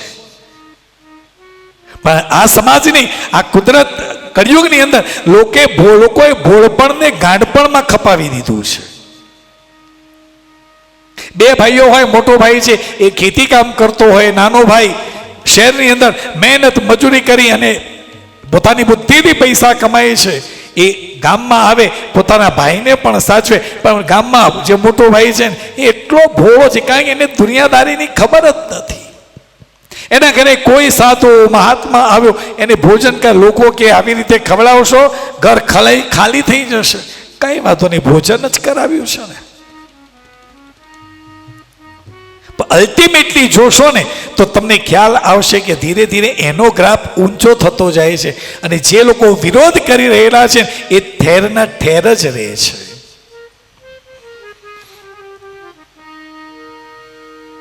સમજી જાઓ, ચેતી જાઓ. ભોળપણ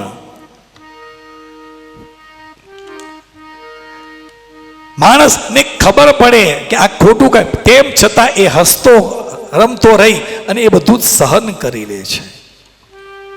શંકર ભગવાન ભૃકુની માત્રથી જે પોતાનું સર્જન કરી શકતો હોય, ભૃકુની માત્રથી જગતનું વિસર્જન કરી શકતો હોય, સમુદ્ર મંથનની અંદર કાળકૂટ નામનું ઝેર નીકળ્યું, ભગવાન શંકરે એને કંઠમાં ધારણ કર્યું. તો આપણે કહીએ આ તો ભોળો તો દેવોએ કહ્યું એટલે એને કંઠમાં ધારણ કર્યું. ના, એને કંઠમાં ધારણ કર્યું તો કેમ કર્યું? ઝેર હું લઈશ, એનાથી તમને શાંતિ મળે છે ને. બીજો કોઈ દેવ એ રક્ષણ કરી શકતો નહોતો, મહાદેવે દેવોની રક્ષા કરી છે, એને કંઠમાં ધારણ કર્યું છે. મહાપુરુષોની શોભા એ એનું ભોળપણ છે. જીવનની અંદર પણ જો આનંદથી રહેવું હોય ને તો શાસ્ત્રકારો કહે છે કે બાળકના જેવા રહો. બાળક છે ને, તમે જુઓ સોસાયટીમાં પોતાના બાળ મિત્રો સાથે રમતું હોય અને કંઈક તકલીફ પડે એટલે લડે, અને લડે એટલે એવું લડે કે એમ થાય કે ફરીથી કોઈ દિવસ એકબીજા સાથે વાતો કરશે નહીં. પણ એ બંને બાળકોની લડાઈમાં જો બે મમ્મીઓ ભેગી થાય ને તો એ ઝઘડો 2 કલાક ચાલે. આ બાજુ હજુ ઝઘડો પૂરો થયો નથી અને બંને માતાઓ જોઈએ તો આ બંને જણા જે બાબતે લડ્યા હતા એ બંને બાળકો પાછા રમવા માંડ્યા છે. આ બાળકનું ભોળપણ છે. લહેરથી જીવવું હોય તો કહ્યું છે કે બાળકની જેમ રહો, મોટા થયા એટલે મર્યા. મહાદેવનું પ્રથમ નામ છે શંભુ. ભગવાન મહાદેવના અસંખ્ય નામ છે. વરસાદની જેટલી ધારાઓ એટલા મહાદેવના અવતારો, સમુદ્રના અંદર જેટલા જલબિંદુ છે એટલા મહાદેવે અવતાર લીધેલા છે. ભક્તોની રક્ષા માટે, દેવોની રક્ષા માટે અને દાનવોની રક્ષા માટે પણ ભોળાનાથે અવતાર લીધો છે. એના માટે કોઈ દેવ નહીં, કોઈ દાનવ નહીં, બધા જ એના માટે સરખા છે.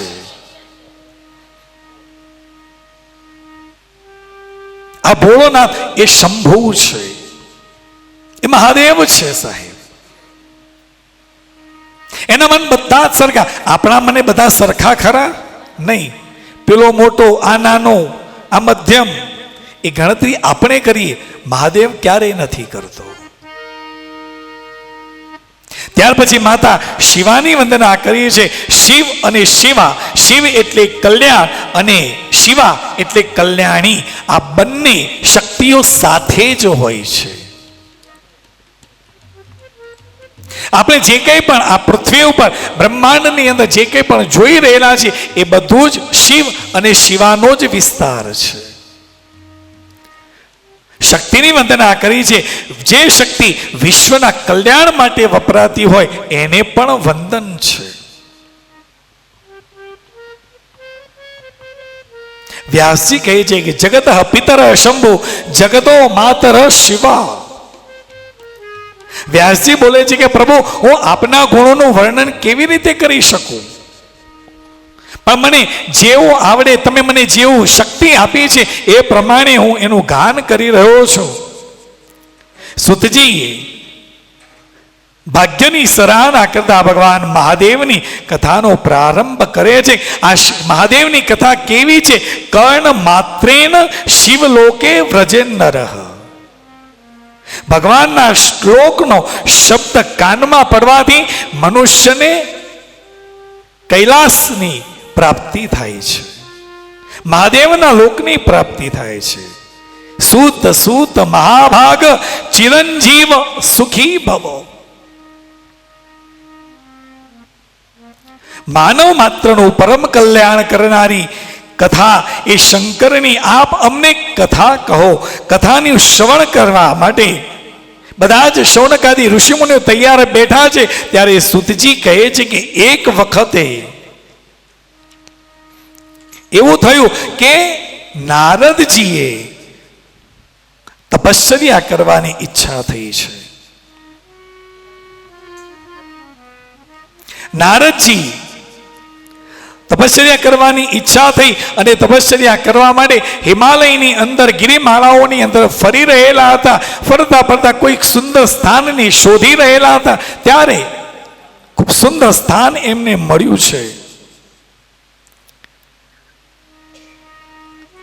અને એ સ્થાન જે મળ્યું ત્યાં જગ્યા જોઈ આજુ ખૂબ સુંદર, બાજુમાંથી ગંગાજી વહી રહેલા હતા. ખળ ખળ ખળ ખળ ખૂબ સુંદર એવો અવાજ આવી રહ્યો હતો. જે જગ્યાએ ઊભા રહ્યા એ જગ્યા ઊભા રહેવાથી એમનું અંતઃકરણ શુદ્ધ થયું છે, પવિત્ર થયું છે. નારદજીને થયું કે તપશ્ચર્યા કરવા માટે આ સ્થાન શ્રેષ્ઠ છે. એ ખૂબ સુંદર છે ગુફા હતી. એ ગુફાની અંદર જઈ આ મુનિવર નારદજી તપશ્ચર્યા કરવા લાગ્યા છે. અખંડ તપશ્ચર્યા કરી છે. આજે તપશ્ચર્યા કરી એનાથી એમનું અંતઃકરણ શુદ્ધ થયું છે. દૃઢતાપૂર્વક આસન બાંધી એ મૌનવ્રત ધારણ કરી અને તપશ્ચર્યા કરી રહેલા છે. જ્યારે નારદજીને આવી તપશ્ચર્યા જોઈ દેવરાજ ઇન્દ્રને સમાચાર મળ્યા છે કે નારદજી તપશ્ચર્યા કરી રહેલા છે. ઇન્દ્ર ગભરાયો છે. ઇન્દ્રને એમ થયું કે કદાચ એમની તપશ્ચર્યા પૂર્ણ થશે અને મારું ઇન્દ્ર પદ પ્રાપ્ત કરશે તો હું શું કરીશ? ત્યારે ઇન્દ્રએ,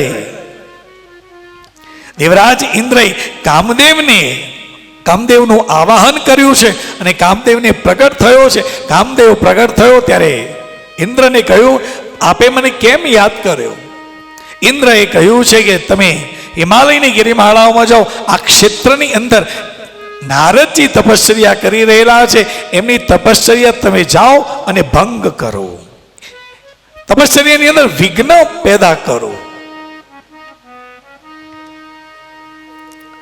એમની તપશ્ચર્યા ભંગ કરવાનું કહ્યું. ઇન્દ્ર જે છે, ઇન્દ્રના કહેવાથી કામદેવ પોતાની પત્ની રતિને લઈ, વસંતને લઈ અને ત્યાં બહુ ગર્વથી ગયા છે કે હું હમણાં જ જઈશ અને નારદજીની તપશ્ચર્યા ભંગ કરીને હાલ પાછો આવું છું.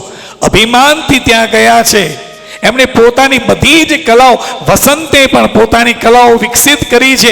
કામદેવે પણ પોતાની બધી જ કલાઓનું અવાજ ઓછો, લિંક તૂટી જાય છે. કામદેવે પણ એમની તપસ્યાને ભંગ કરવા માટે પ્રયત્ન કર્યો, પણ કામદેવનો પ્રભાવ એમના ઉપર ચાલ્યો નહીં. નારદજી તપશ્ચર્યા કરી રહેલા છે, ખૂબ પ્રયત્ન કર્યો છે. બહુ જ પ્રયત્ન કર્યો પણ નારદજીની તપશ્ચર્યાને ભંગ કરી શક્યા નહીં. કારણ કે આ એ સ્થાન હતું, કારણ કે માયા, મહાદેવની માયાથી મોહિત થયેલા કામદેવ પણ ભૂલી ગયો છે કે આ સ્થાન કયું છે. મહાદેવની માયાથી મોહિત થયેલા આ કામદેવ ભૂલી ગયો કે આ સ્થાન એ છે જે જગ્યાએ મહાદેવે જે તપશ્ચર્યા કરી હતી અને કામદેવે મહાદેવની તપશ્ચર્યા ભંગ કરવાનો પ્રયત્ન કર્યો ત્યારે મહાદેવે પોતાનું ત્રીજું નેત્ર ખોલી અને કામદેવને ભસ્મીભૂત કર્યો હતો. અને એ વખતે રતી રડતી દેવોની પાસે ગઈ છે અને કહ્યું કે દેવો, તમારી ઈચ્છાથી તમારા કાર્ય માટે મારા પતિને તમે કહ્યું હતું કે મહાદેવની તપશ્ચર્યાનો ભંગ કરો. મારા પતિએ મહાદેવની તપશ્ચર્યા ભંગ કરવા માટે ગયા, પણ મહાદેવના ક્રોધથી મારો પતિ ભસ્મીભૂત થયો છે, તમે એને સજીવન કરો. ત્યારે બધા જ દેવો મહાદેવના આશ્રય ગયા છે, શિવના આશ્રય ગયા અને કહ્યું છે કે પ્રભુ, આપ કામદેવને સજીવન કરો. ત્યારે મહાદેવે કહ્યું છે કે અમુક સમય પછી એ સજીવન થશે, પણ એક વાત ધ્યાન રાખજો, જે કોઈ પણ વ્યક્તિ આ ક્ષેત્રમાં આવીને તપશ્ચર્યા કરે, ધ્યાન કરે અને એ ધ્યાનની અવસ્થામાં બેસે, એ વખતે ઊભા રહી એની દ્રષ્ટિ જેટલા ક્ષેત્રની આજુબાજુ પડશે એટલા ક્ષેત્રની અંદર કામદેવની અસર, કામદેવ એનો પ્રભાવ ત્યાં પ્રદર્શિત કરી શકશે નહીં. આ એ સ્થાન છે. કામદેવ ભૂલી ગયો છે. વસંતને લઈ, રતિને લઈને એ ઇન્દ્રની પાસે આવ્યો, ઇન્દ્રલોકમાં આવ્યો. ઇન્દ્રને કહ્યું છે કે પ્રભુ, આપે કહ્યું એ પ્રમાણે મેં બધી જ કળાઓ પ્રદર્શિત કરી, પણ અમે નારદજીની તપશ્ચર્યાનો ભંગ કરી શક્યા નહીં. ઇન્દ્રને થયું કે તે જઈને તે શિવની તપશ્ચર્યા ભંગ કરી અને તું નારદજીની તપશ્ચર્યા ભંગ ન કરી શક્યો. ઇન્દ્રને પણ વિસ્મય થયો છે. અહીંયા પણ શિવની માયાથી મોહિત થવાના કારણે એમને પણ પૂર્વ વૃતાંત એમને યાદ આવ્યો નથી. શાસ્ત્રકારો કહે છે કે જેણે પણ ભગવાન શિવના ચરણની અંદર પોતાની જાતને સમર્પિત કરી દીધી હોય ને, એ ભક્તને છોડી બાકી આખું જગત માયાથી મોહિત થાય છે. પણ જેને શિવના ચરણ પકડીને બેઠો છે ને, એને આ જગતની અંદર માયા કોઈ અસર કરી શકતી જ નથી. આટલી તાકાત છે શિવ ભક્તિની અંદર. તપશ્ચર્યા ચાલી રહી છે. અમુક સમય એમની તપશ્ચર્યા પૂર્ણ થઈ ત્યારે નારદજીને ખબર પડી કે મારી તપશ્ચર્યા ભંગ કરવા માટે કામદેવે આવી અને પ્રયત્ન કર્યો, પણ એનો પ્રભાવ મારા ઉપર ચાલ્યો નહીં. એને નારદજીને અહંકાર આવ્યો કે મેં કામ ઉપર વિજય પ્રાપ્ત કર્યો છે. કામ ઉપર વિજય કોને પ્રાપ્ત કર્યો? એક મહાદેવે કર્યો છે. નારદજીને અહંકાર આવ્યો છે. માયાથી મોહિત થવાને કારણે મુનિ શિરોમણી નારદજીને પણ અહંકાર થયો. અહંકાર વશ થઈ, તમે જુઓ, જીવનમાં વ્યક્તિને અહંકાર આવે ને એટલે એ પ્રદર્શિત કરવા માટે જાય. મેં આ કર્યું, મેં આ કર્યું, મેં આ કર્યું. મેં સવારે કહ્યું ને, તમે કોઈ પણ અનુષ્ઠાન કરો, ગુપ્ત રાખો. તમને જે શક્તિ મળે છે, જે ઉર્જા મળે છે, એ તમારી છે, કારણ કે એ તમે પ્રયત્ન કર્યો છે. એને જાહેર ન કરાય. અહીંયા નારદજીએ તપશ્ચર્યા કરી, ઠીક છે, કામ ઉપર વિજય પ્રાપ્ત કર્યો, પરમાત્માની કૃપા છે, પણ નારદજીને અહંકાર આવ્યો કે આ બ્રહ્માંડની અંદર હું એક મહાદેવ પછી એક બીજો એક હું છું કે જેને કામ ઉપર વિજય પ્રાપ્ત કર્યો છે. અહંકાર આવ્યો છે.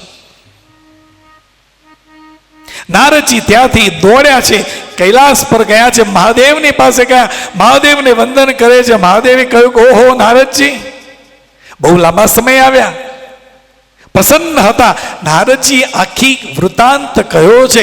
મેં હિમાલયની અંદર ગિરિમાળાની અંદર તપશ્ચર્યા કરી, કામદેવે આવીને મારી તપશ્ચર્યા ભંગ કરવાનો પ્રયત્ન કર્યો, પણ કામદેવની કોઈ શક્તિ, કોઈ પ્રયોગ મારા ઉપર ચાલ્યો નથી. કામ ઉપર મેં વિજય પ્રાપ્ત કર્યો છે. નારદજી આ અહંકાર વશ થઈ વિવેક ખોઈ બેઠા છે.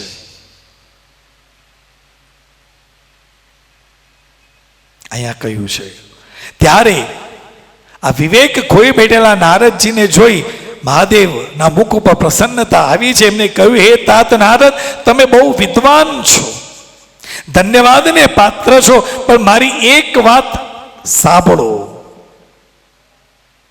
હવેથી આ જે વાત તમે મને કહી ને એ વાત કોઈને કહેશો નહીં. વિશેષતઃ વિષ્ણુની સામે તો આની ચર્ચા ક્યારેય કરતા નહીં, કદાપી નહીં. બીજા કોઈને કહેશો નહીં. મહાદેવે કહ્યું છે અને એ તદ્દન સત્ય છે. મેં કહ્યું ને, ઉપાસના કરી આપણને જે કંઈ પણ ફળની પ્રાપ્તિ થઈ એ કોઈને કહેવાય નહીં. બસ પ્રભુની કૃપા છે, માની કૃપા છે. અહીંયા જાહેર કર્યું છે. એવી રીતે જ્યારે તમે કોઈ ઉપાસના કરી, કોઈ મહાત્માની પાસે જઈને જ્યારે એ વર્ણન કરો ને, તો જો સમજવું હશે ને એ તમને કહેશે કે બેન, જે કરો છો ને કરે જાઓ, કોઈને કહેતા નહીં, તો એનું ફળ તમને મળતું રહેશે. અહીંયા નારદજીને ભગવાન મહાદેવ કહી રહેલા છે કે તમે જે વાત મને કરી એ વાત કોઈને કહેશો નહીં. પણ નારદજીના મનમાં એમ થયું કે હવે આમ હું જો બીજાને કહીશ ને તો મહાદેવજીને એમ થશે કે ભાઈ એમનું થોડું નીચું લાગશે. આવું આ વ્યક્તિ માની લેતો હોય છે. તમે મારા પ્રિયજન છો, તમે મારા વિશેષ પ્રિયજન છો, એટલે ભારપૂર્વક હું તમને શિખામણ આપું છું, આ વાત કોઈને કહેશો નહીં. તમે મારા અત્યંત અનુગામી છો, મારા પ્રિય છો. ઘણું બધું કરીને આ સૃષ્ટિમાં ભગવાન રુદ્રએ નારદજીને શિખામણ આપી. ગુપ્ત રાખવા માટેનું કહ્યું છે, સમજાવ્યા છે. પણ કહેવાય ને કે શિવની માયાથી મોહિત થયેલા નારદજીને કંઈ ખબર જ નથી પડતી. નારદજી કૈલાસમાંથી નીકળી અને વિષ્ણુ બ્રહ્મલોકમાં ગયા. બ્રહ્માજીની પાસે જઈ બ્રહ્માજીને વંદન કર્યા છે અને બ્રહ્માજીની સમક્ષ જઈને કહે છે કે પિતાજી, મેં કામ ઉપર વિજય પ્રાપ્ત કર્યો છે. આ જ્યાં કહ્યું ત્યારે બ્રહ્માજીએ આંખ બંધ કરી અને મહાદેવે જે વાત કહી હતી એમને જોઈ, સાંભળી. બ્રહ્માજી કહે છે કે ઠીક છે, તમે આ વાતને ગુપ્ત રાખો, કેમ બધાને કહેતા ફરો છો? મહાદેવના ચરણારવિંદનું ચિંતન બ્રહ્માજીએ કર્યું છે અને બ્રહ્માજી વિચાર કરી રહ્યા કે શિવની માયાથી મોહિત થયેલો આ નારદ ભટક્યો છે. બ્રહ્માજીએ પણ કહ્યું કે તું આ વાત કોઈને કહીશ નહીં. પણ પેલું કહેવાય ને, ન મળ્યું હોય ને મળી જાય ને તો એ અઘરું છે. સમાજની અંદર જોઈએ, માણસ મહેનત કરે એને સંપત્તિ મળે, પણ અજાણતા અચાનક વધારે મળી જાય ને એ પચાવી શકે નહીં. અહીંયા એ થયું છે. નારદજીને બ્રહ્માજી સમજાવે છે. બ્રહ્મલોકમાંથી નારદજી નીકળ્યા, દોડતા દોડતા વિષ્ણુ લોકમાં પહોંચ્યા છે. નારદજીને વિષ્ણુલોકમાં આવતા જોયા ભગવાન નારાયણે નારદજીને આવતા જોયા. નારદજી આવી રહેલા છે. ભગવાન નારાયણ પોતાના આસન ઉપરથી ઊભા થયા. ઓહો હો હો હો નારદ, આવો આવો એમ કરી અને નારદજીને છાતી સરખા લગાવ્યા છે અને કહ્યું છે, મુનિના આગમનનો હેતુ શું છે? પૂછ્યું કે નારદજી, કેટલાય સમયથી તમે હમણાંથી દેખાયા નહીં, ક્યાં હતા? આ વિષ્ણુ છે ને એ તમારા પેટમાં રહેલી બધી વાતો ઓકાવાનું કામ કરે છે. અમુક વ્યક્તિઓની એવી ટેવ હોય, બધી જ ખબર હોય, પણ તમારી પાસે ધીરે ધીરે ધીરે ધીરે વાતો કરી કરી તમારા પેટમાં જે છે એ બધું બહાર કઢાવે.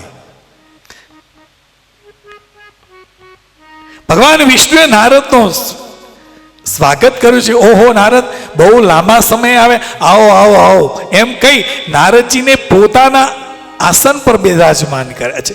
નારદજીનો અહંકાર ઓર વધ્યો છે. કેમ આવ્યા? અત્યાર સુધી ક્યાં હતા? આ જ્યાં કહ્યું, નારદજીએ આખો વૃત્તાંત કહ્યું કે પ્રભુ, હું તપશ્ચર્યા કરવા માટે આ ગુફાની અંદર ગયો હતો. ત્યાં કામદેવે આવીને મારી તપશ્ચર્યા ભંગ કરવાનો પ્રયત્ન કર્યો, પણ કામદેવનો મારા ઉપર પ્રભાવ ચાલ્યો નહીં. મેં કામ ઉપર વિજય પ્રાપ્ત કર્યો છે. આ જ્યાં કહ્યું, ભગવાન નારાયણના મુખ ઉપર પ્રસન્નતા આવી છે. ક્યાં ભટક્યો છે? હવે આને લાઈન ઉપર તો લાવવો પડશે ને.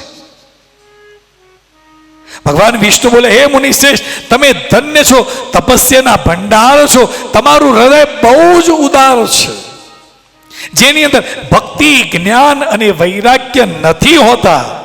એમના મનમાં સમસ્ત દુઃખો ને દેનાર કામ, મોહ, ક્રોધ વગેરે વિકારો શીઘ્ર ઉત્પન્ન થાય છે. જ્યારે આમાંનો કોઈ વિકાર તમારી અંદર નથી.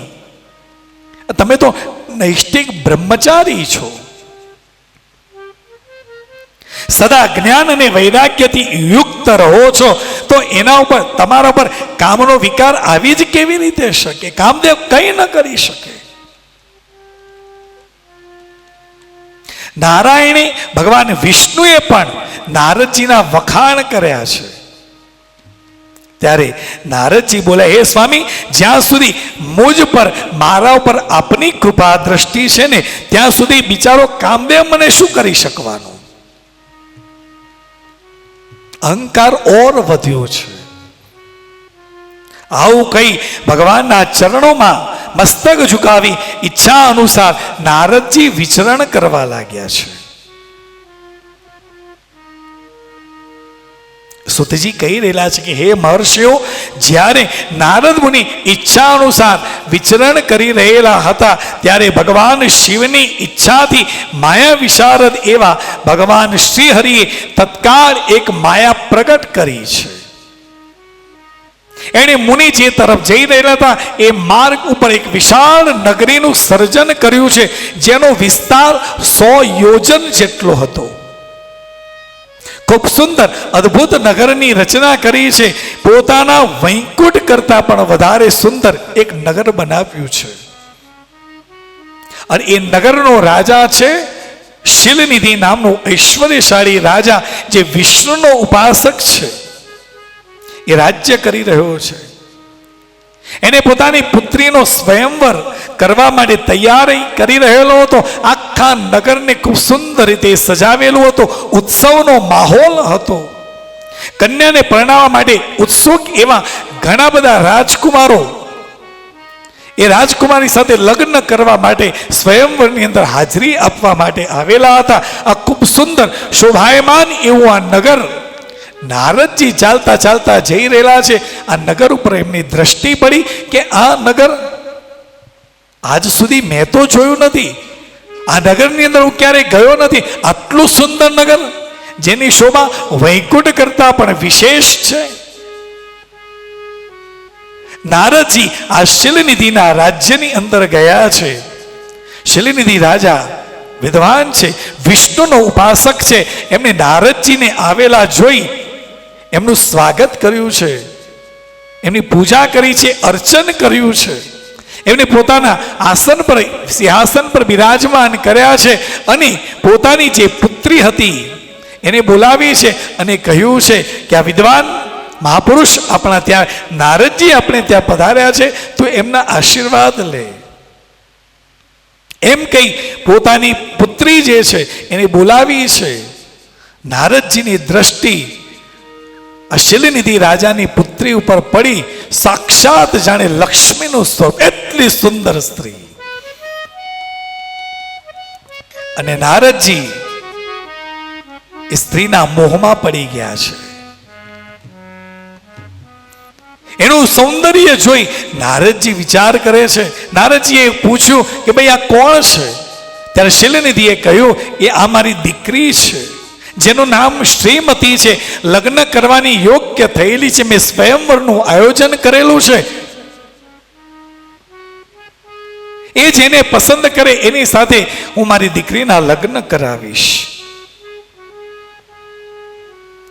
રાજાએ આ વાત કહી. પછી રાજાએ પૂછ્યું છે, બાપજી આપ આવેલા છો તો મારી દીકરીના ગ્રહો જરા જોઈ લો ને, કેવા છે, એને કેવો પતિ મળશે.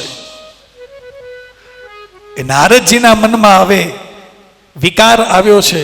એમની ઈચ્છા થઈ છે, આવી સ્ત્રી મેં જોઈ નથી, મારે એની સાથે લગ્ન કરવા છે. વિકાર આવ્યો છે, લગ્ન કરવાની ઈચ્છા થઈ છે, પણ કહેવાય તો નહીં, મુનિ છે. રાજાને સંબોધીને મનની અંદર એને પ્રાપ્ત કરવાની ઈચ્છાથી નારદજી બોલ્યા, હે ભૂપાલ, તમારી આ પુત્રી સમસ્ત શુભ લક્ષણો વાળી છે, સંપન્ન છે, પરમ સૌભાગ્યવતી છે, સાક્ષાત લક્ષ્મીની જેમ સમસ્ત ગુણોનો આગાર છે. એનો ભાવિ પતિ નિશ્ચય કરી ભગવાન શંકરની જેમ વૈભવશાળી, સર્વેશ્વર, કોઈનાથી પરાજય ન થનાર વીર અને જેને કામ ઉપર વિજય પ્રાપ્ત કર્યો છે ને એવો એને પતિ મળશે. એમ કરીને પોતાની વાત રજૂ કરી દીધી. તમારા મનની અંદર જે હોય એ જ તમે બોલો છો. આટલી સુંદર સ્ત્રી છે, રાજકુમારી છે, મારી સાથે આવું મુખ હોય તો લગ્ન ન કરે.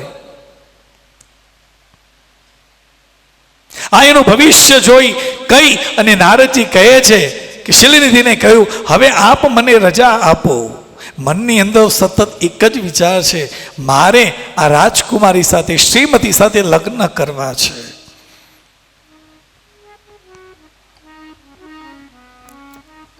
નારદજી ત્યાંથી નીકળ્યા છે અને પહોંચ્યા વિષ્ણુ લોકમાં પહોંચ્યા છે.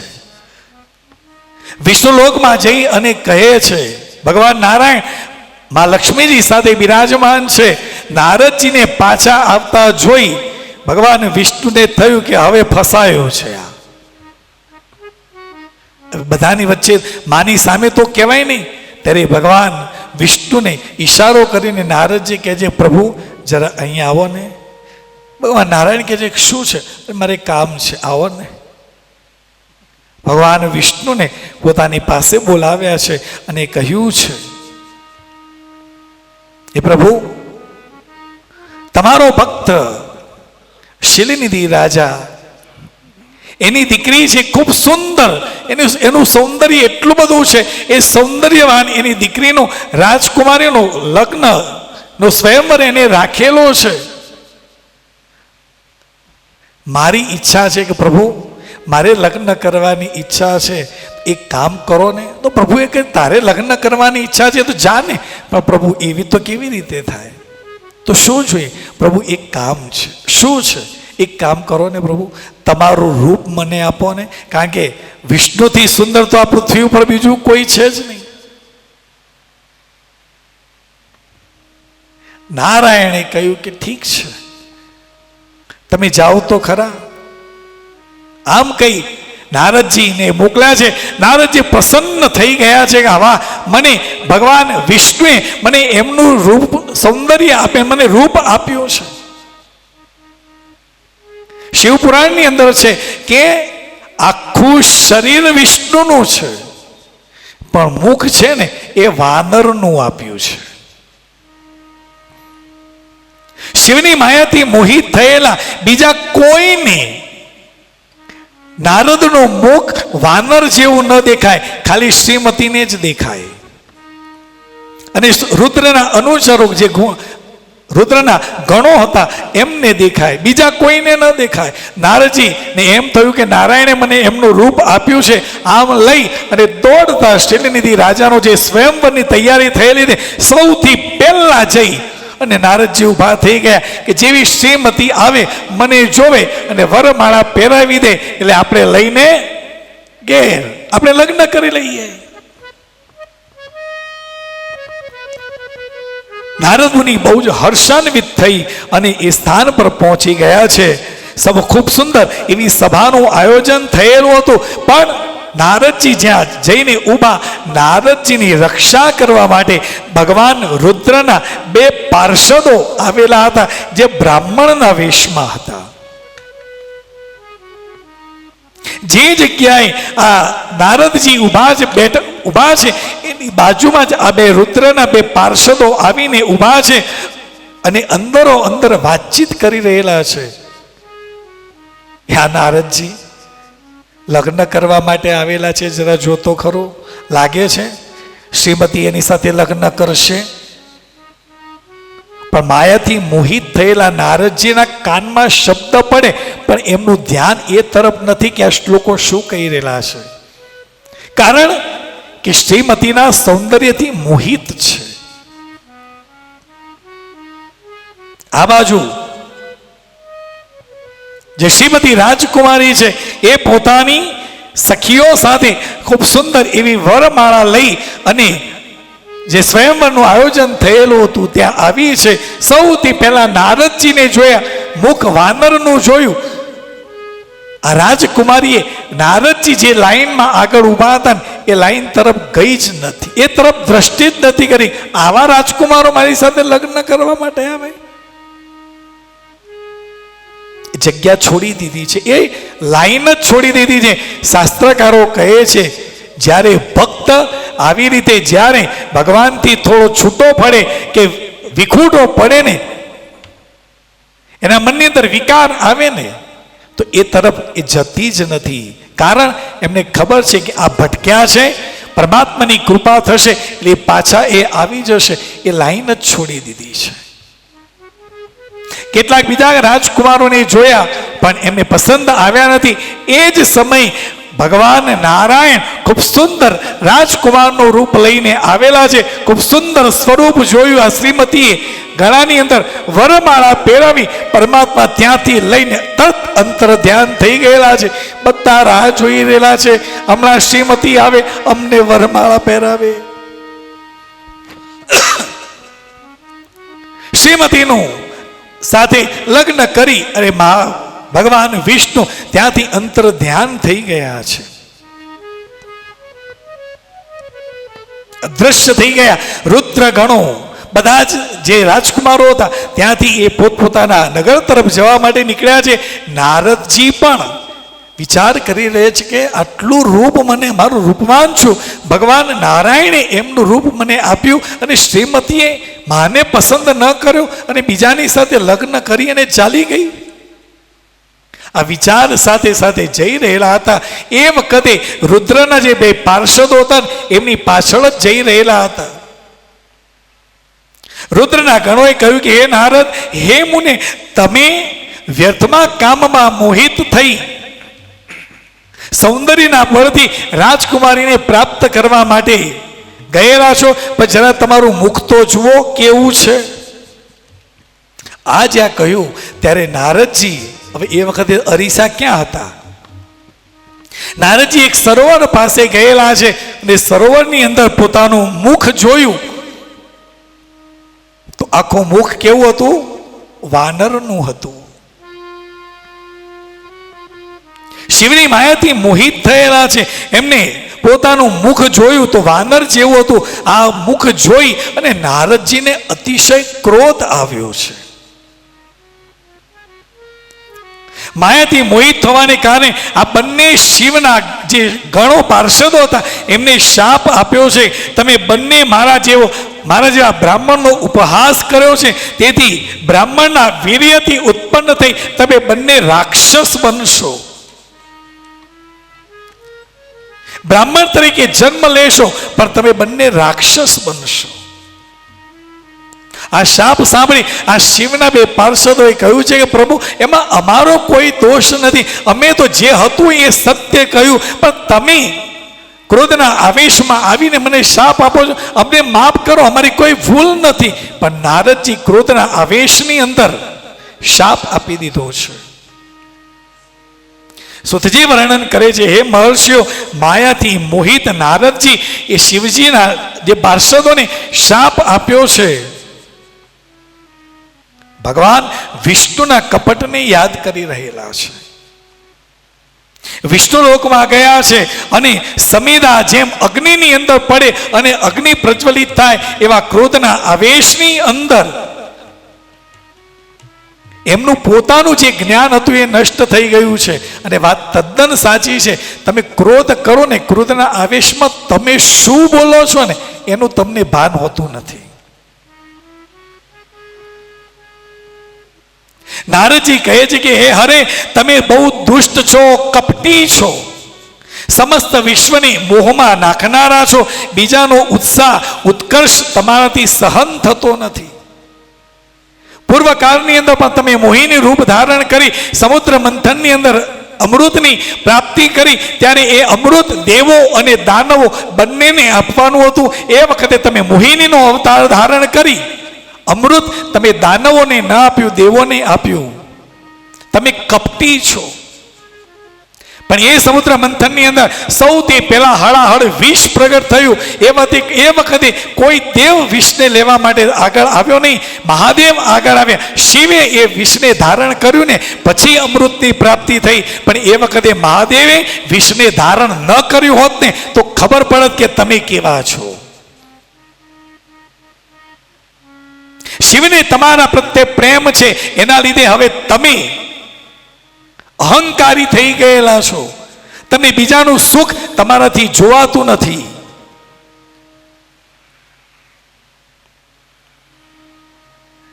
આજ સુધી તમને કોઈ શક્તિશાળી યા તેજસ્વી પુરુષનો સામનો થયો નથી. આમ કઈ નારદજીએ બ્રહ્મ તેજનું પ્રદર્શન કરતા કરતા ક્રોધમાં ખિન્ન થઈ એમણે ભગવાન વિષ્ણુને શાપ આપ્યો છે કે હે વિષ્ણુ, એ તમે સ્ત્રી માટે મને વ્યાકુળ કર્યો છે ને, આજ સમય સર્વમાં તમે મોહિત, સર્વને મોહમાં નાખો છો. આ કપટ કાર્ય કરતા તમે જે સ્વરૂપે મને સંયુક્ત કર્યો ને એ જ સ્વરૂપે તમે મનુષ્ય થઈ જાઓ અને સ્ત્રીના વિયોગનું દુઃખ શું છે ને એનો અનુભવ તમે કરો. અને જે વાનરનું રૂપ તમે મને આપ્યું ને એ વાનર જ તમારા સહાયભૂત થશે. આમ કઈ ભગવાન વિષ્ણુને શાપ આપ્યો છે. શિવ મહાપુરાણની અંદર લખ્યું છે, જ્યારે નારદજીએ પોતાના આરાધ્ય એવા વિષ્ણુને શાપ આપ્યો ને તો કૈલાસ પર મા જગદંબા, મા પાર્વતીને શોક થયો છે કે આ નારદ શું બોલી રહ્યો છે. ચોંકી ગયા છે. શ્રી હરિએ નારદજીના શાપનો પણ સ્વીકાર કર્યો છે. એમને સામે ક્રોધ કર્યો જ નથી.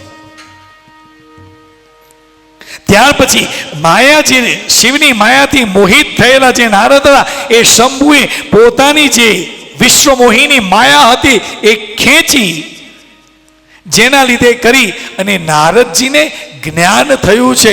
અને વિચાર કરે છે કે અરે રે, મેં શું કર્યું. ક્રોધના આવેશની અંદર ભગવાન, મારા આરાધ્ય એવા ભગવાન વિષ્ણુને મેં શાપ આપ્યો. મેં ભગવાન વિષ્ણુને શાપ આપ્યો છે. હવે મને કઈ ગતિ મળશે? નરકમાં મારે કઈ યાતના ભોગવવી પડશે? હે પ્રભુ, મને માફ કરો, મારી ભૂલ થઈ ગઈ. મને ખબર નહીં કે હું શું બોલી રહ્યો છું. પશ્ચાતાપ કરવા લાગ્યા છે નારદજી. મેં આપને શાપ સુદ્ધા આપી દીધો, તમને કેટલા દુર્વચન કહ્યા છે, મને માફ કરો. ત્યારે ભગવાન વિષ્ણુએ કહ્યું છે કે હે તાત નારદ, આપ શાંત થાઓ. તમે મારા શ્રેષ્ઠ ભક્ત છો, એમાં કોઈ સંશય નથી. પણ હું જે તમને વાત કહું એ તમે મારી વાત સાંભળો અને એના પછી તમે નક્કી કરો કે તમારું પરમ હિત શેમાં છે. તમારે નરકમાં નહીં જવું પડે, તમારું કલ્યાણ થશે. એમ કહી ભગવાન વિષ્ણુએ કહ્યું છે કે તમે મદને અંદર રહીને ભગવાન શિવની વાતને માની નહીં, એમની એ વાતની અવહેલના કરી એ અપરાધ તમે ભગવાન શિવનો અપરાધ કર્યો છે ને, માટે તમારે આ યાતના ભોગવવી પડી છે. એનું ફળ તમને મળ્યું છે કેમ કે એ જ શિવ જે છે ને એ કર્મ ફળનો દાતા છે. તમારા મનની અંદર દ્રઢ નિશ્ચય કરી લો કે ભગવાન શિવની ઈચ્છાથી જ આ બધું થઈ રહ્યું છે, એમાં મેં કશું જ કર્યું નથી. એ જ પરબ્રહ્મ પરમાત્મા છે, એનો સચ્ચિદાનંદ ઘન સ્વરૂપ બોધક છે, નિર્ગુણ નિરાકાર છે, સત્વ રજ તમ આ ત્રણેય ગુણ જેના આશ્રય રહેલા છે, એની માયાથી મોહિત થઈ બ્રહ્મા વિષ્ણુ અને મહેશ ના ત્રણ રૂપ એમાંથી જ પ્રગટ થયા છે. અને એમને અમને જે કાર્ય સોંપ્યું છે એ અમે કરી રહેલા છીએ. એ શિવની જ ત્રણ શક્તિઓ છે. એમની જ સેવાથી બ્રહ્માજી જગતનું સર્જન કરે છે. એમના જ કહેવાથી હું સૃષ્ટિનું પાલન કરું છું અને એમના જ કહેવાથી રુદ્ર સ્વરૂપે એ સંસારોની અંદર રહેલા વ્યક્તિનો સંહાર કરે છે. એ શિવ સ્વરૂપ એ સર્વના સાક્ષી છે. હે નારદ, તમે ક્ષોભ ન કરો. તમારાથી ભૂલ થઈ છે, હવે એક કામ કરો. શું? તમે જે ભૂલ કરી એની અંદરથી જો મુક્તિ મેળવવી હોય તો ભગવાન વિષ્ણુએ કહ્યું છે કે એક ઉપાય બતાવું. શું? રામચરિત માનસની અંદર ભગવાન વિષ્ણુએ નારદજીને જે ભૂલ કરી એ ભૂલમાંથી મુક્તિ મેળવવા માટે કહ્યું છે કે હે નારદ, એક ઉપાય છે. શું? કે તમે 100 વખત શંકરનું નામ લો. 108 વખત પણ નથી કહ્યું. કહ્યું છે જપહુ જાય શંકર સતનામા. હે નારદ, તમે 100 વખત શંકરનું નામ લો, એમાંથી તમને મુક્તિ મળશે, દોષમાંથી મુક્તિ મળશે. જીવનની અંદર કોઈ પણ જગ્યાએ આપણાથી કોઈ ભૂલ થઈ ગઈ હોય, કોઈ દેવની ભૂલ થઈ હોય, કોઈ દોષ રહી ગયો હોય તો કહ્યું છે કે 100 વખત શંકર શંકર શંકર 100 વખત નામ લો, એમાંથી તમને મુક્તિ મળશે. એવું ભગવાન વિષ્ણુએ નારદજીને કહ્યું છે. વિચાર કરો કે ભગવાન વિષ્ણુએ એમ નથી કહ્યું કે તું મારું નામ લે. શું કહ્યું છે? તું શંકરનું નામ લે. અત્યારે શું થાય છે સંસારની અંદર છીએ, અલગ અલગ ધર્મની અંદર આપણે જઈએ, કેટલા બધા સંપ્રદાયો છે, બધામાં આપણે જતા હોય, આપણે જઈએ ત્યાંથી જે સારું મળે એ ગ્રહણ કરીએ, જવામાં જાય છે. શું? પછી ધીરે ધીરે ધીરે ધીરે એ લોકો આપણા ઘર તરફ આવે છે, ઘર સુધી આવી જાય અને કહે કે હવે તમે કોનું નામ લો છો? કે અમે તો મહાદેવના ભક્ત છીએ, કૃષ્ણના ભક્ત છીએ. ના ના, એનું નામ ન લેવાય. એ નામ છોડો, અમારું નામ લો. થઈ રહ્યું છે સાહેબ. ઘરના નિજ મંદિરની અંદર આપણી કુળદેવીની મૂર્તિ છે, કુળદેવીનો ફોટો છે, એને જોઈને કહે હવે આ બધાને કાઢો, અમને બેહાડો. અને આ માણસ જરાય પોતે વિચારતો નથી અને એ પોતાની જે કુળદેવી છે, કુળ દેવતા છે, એની પૂજા બંધ કરે અને બીજાની માણસની પૂજા શરૂ કરે. એટલે તકલીફો આવે. એ 2-5 વર્ષ કરે પછી કે સાહેબ મહારાજ અમારું કંઈ ઠેકવાનું પડતું નથી. તો ના જ પડે ને, તે કુળદેવીને છોડી છે. કોઈ પણ કાર્યના પ્રારંભે સત્કર્મ કરીએ પહેલા આપણી કુળદેવીને કે કુળ દેવતાને યાદ કરો. કુળદેવીને યાદ કર્યા પહેલા તમે આ કાર્ય કરશો, કુળદેવીને યાદ નહીં કરો ને તો ઘરની અંદર ક્યાંક ને ક્યાંક તકલીફ આવવાની જ. ભગવાન વિષ્ણુએ કહ્યું છે કે શંકરનું નામ લો, એમાંથી મુક્ત થવું છે. તો કહે છે કે તારાથી ભૂલ થઈ છે, 3-4 કામ કરવાના, હું કહું એમ કરો. શું? ભગવાન વિષ્ણુ કહે છે કે નારદ, પહેલું કામ કરો, આખા શરીર ઉપર ભસ્મને ધારણ કરો, ગળાની અંદર રુદ્રાક્ષને ધારણ કરો અને મુખની અંદર ઓમ નમઃ શિવાય મંત્રનો જપ કરો. કારણ જગત પિતા છે. ઓમ નમઃ શિવાય મંત્ર એ સર્વ મંત્રોનો પિતા છે. જગત બીજનો મંત્ર છે. એ મંત્રનો જપ કરો અને રુદ્રાક્ષને ધારણ કરો. આ 3 વાત નારદજી તમે કરો. અને ચોથું કહ્યું છે કે એ નારદ તમે શિવ મહાપુરાણની કથાનું શ્રવણ કરો. નારદ કહે છે કે મહાદેવની કથા મને કોણ સંભળાવે? આપ મને મહાદેવની કથા સંભળાવો. ત્યારે ભગવાન વિષ્ણુએ કહ્યું છે કે નારદ તમારે શિવ મહાપુરાણની કથાનું શ્રવણ કરવું છે ને તો બ્રહ્મલોકમાં જાઓ. બ્રહ્મલોકમાં જઈ બ્રહ્માજીને જઈને કહો કે મારે કથાનું શિવ મહાપુરાણની કથાનું શ્રવણ કરવું છે. એ તમને કથા સંભળાવશે. નારદજી ભગવાન વિષ્ણુ પાસેથી આ શીખી સમજી અને નારદજી એક તીર્થ ક્ષેત્રોમાં ફરતા ફરતા ફરતા જઈ રહેલા છે. પોતાના વિચારોને શુદ્ધ કરી રહેલા છે. કાશી ક્ષેત્રમાં આવ્યા. કાશીમાં સાક્ષાત વિશ્વનાથ બિરાજે છે. એના દર્શન કરી અને શાંતિની અનુભૂતિ કરી છે. બ્રહ્મલોક તરફ જઈ રહેલા છે. એ વખતે શિવના પાર્ષદો જે રુદ્રના અનુચરો હતા એ ગયા છે કે પ્રભુ આપે અમને શાપ આપ્યો છે, અમે એમનાથી મુક્તિ અપાવો. નારદજીનો ક્રોધ શાંત થયો હતો ત્યારે નારદજીએ કહ્યું છે મારાથી ક્ષતિ થઈ છે. ક્રોધના આવેશમાં મેં તમને શાપ આપ્યો છે. પહેલા આપ મને માફ કરો. જે શાપ આપ્યો છે એ તો થશે, જે કહ્યું છે એ પ્રમાણે થશે. બ્રાહ્મણના વીર્યથી આપ પ્રગટ થશો. વિશ્વને ત્યાં પુત્ર તરીકે પ્રગટ થશો. પણ તમે બંને શિવના ભક્ત હશો. પણ તમારું મૃત્યુ ભગવાન વિષ્ણુના હાથે જ થશે અને એના પછી તમે પાછા યથાસ્થાને પોતાનું જે સ્થાન છે એ ત્યાં સ્થાન ઉપર તમે જઈ શકશો.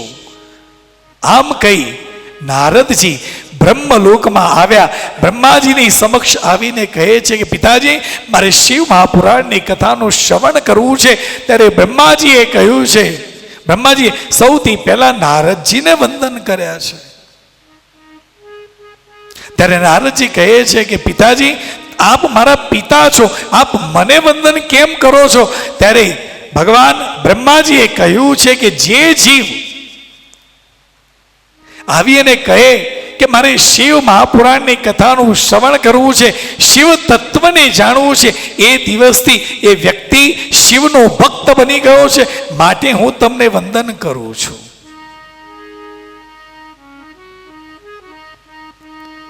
હવે બ્રહ્માજી નારદજીને શિવ કથા કહેવાના છે. લગભગ 11:15 થયેલા છે. તમે ખૂબ સુંદર રીતે કથાનું શ્રવણ કરી રહેલા છો. આવતીકાલની કથામાં સવારના સેશનની અંદર શિવ વિવાહનો પ્રસંગ આવશે. એટલે આવતીકાલે લગ્નની અંદર જ્યારે આપણે હાજરી આપવા આવીએ ને એટલે ખૂબ સુંદર હવે બધું લઈને તો આવેલા જશો ને. ખૂબ સુંદર વસ્તુ છે. પહેલા દિવસે પોથીયાત્રામાં સુંદર વસ્તુઓ પરિધાન કરેલા હતા. એવી જ રીતે આવતીકાલે શિવ વિવાહ છે. હવે વિવાહમાં જઈએ તો કપડાં કેવા પહેરાય? હવે મારે તમને કહેવાનું ન હોય. પહેરી અને આપણે શિવના વિવાહની અંદર આપણે ઉપસ્થિત થઈશું. શિવ વિવાહનો પ્રસંગ આવતીકાલની કથામાં આવશે. સતીનું ચરિત્ર આવશે. એ કથા આવતીકાલે સવારે આવશે. અત્યારે આપણે કથાને વિરામ આપીએ. બોલીએ કાશી વિશ્વનાથ મહાદેવ કી, અન્નપૂર્ણા માત કી જય, પશુપતિનાથ મહાદેવ કી જય, ઉમિયા માત કી જય, કૃષ્ણ કનૈયા લાલ કી જય, સદગુરુ દેવ કી જય. ઓમ નમઃ પાર્વતી પતય હર હર મહાદેવ હર. ઓમ જય કાના કાળા પ્રભુ જય કાના કાળા મીઠ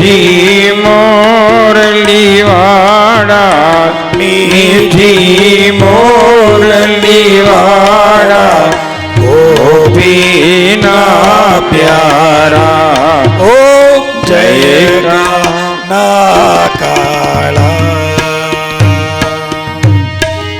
ગામણ ગાણા ગાન કામણ બહુ કીધા પ્રભુ કામણ બહુ કીધા માખણ ચોરી મોહન માખણ ચોરી મોહન ચિત ચોરી લીધા ઓમ જય કાના કાળા નંદ યશોદા ઘેર વૈકુંઠવો તારી પ્રભુ વૈકુંઠ ઉતારી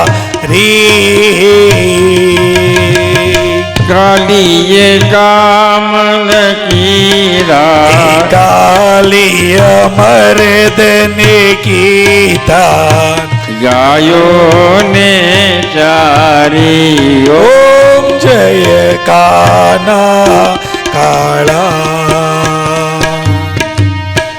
ગૌવર્ધન ધાર્યો રે પ્રભુ ટચલિયા ગણ્યે પ્રભુ ટચલી આગળી હે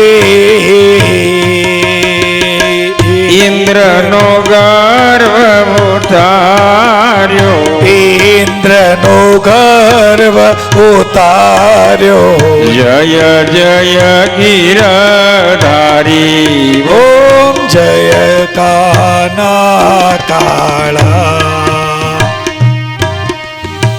ગુણગણો તુજ પાર કે મેં નહીં આવે પ્રભુ કે મેં નહીં આવે નેતિ નેતિ વેદ પુકારે નેતિ નેતિ વેદ પુકારે નિત શૃંગાયે ઓમ જય કાના કાળા ઓમ જય કાના કાળા નટ વર્ણંદ લાલા પ્રભુ નટવર નંદલા અરે મીઠી મીઠી મોરલી વાળા મીઠી મીઠી મોરલી વાળા રાધાના પ્યારા ઓમ જય કાના કાળા હે ઓમ જય કાના કાળા જય કાના કાળા કર્પૂર ગૌરમ કરુણાવતારમ સંસાર સારમ ભુજનેન્દ્રારમ સદા વસંતમ હૃદયારવિંદે ભવમ ભવાની સહિતમ નમામિ મંગલમ ભગવાન વિષ્ણુ મંગલમ ગરુડ મંગલમ પુંડલીકાક્ષ મંગલાય તનોહરિ સર્વમંગલ મંગલે શિવે સર્વસાધિકે શરણ્યે ત્રંબકે ગૌરી નારાયણી નમોસ્તુતે નારાયણી નમોસ્તુતે નારાયણી નમોસ્તુતે બોલીએ પશુપતિનાથ મહાદેવ દેવી ઉમિયા માત કી જય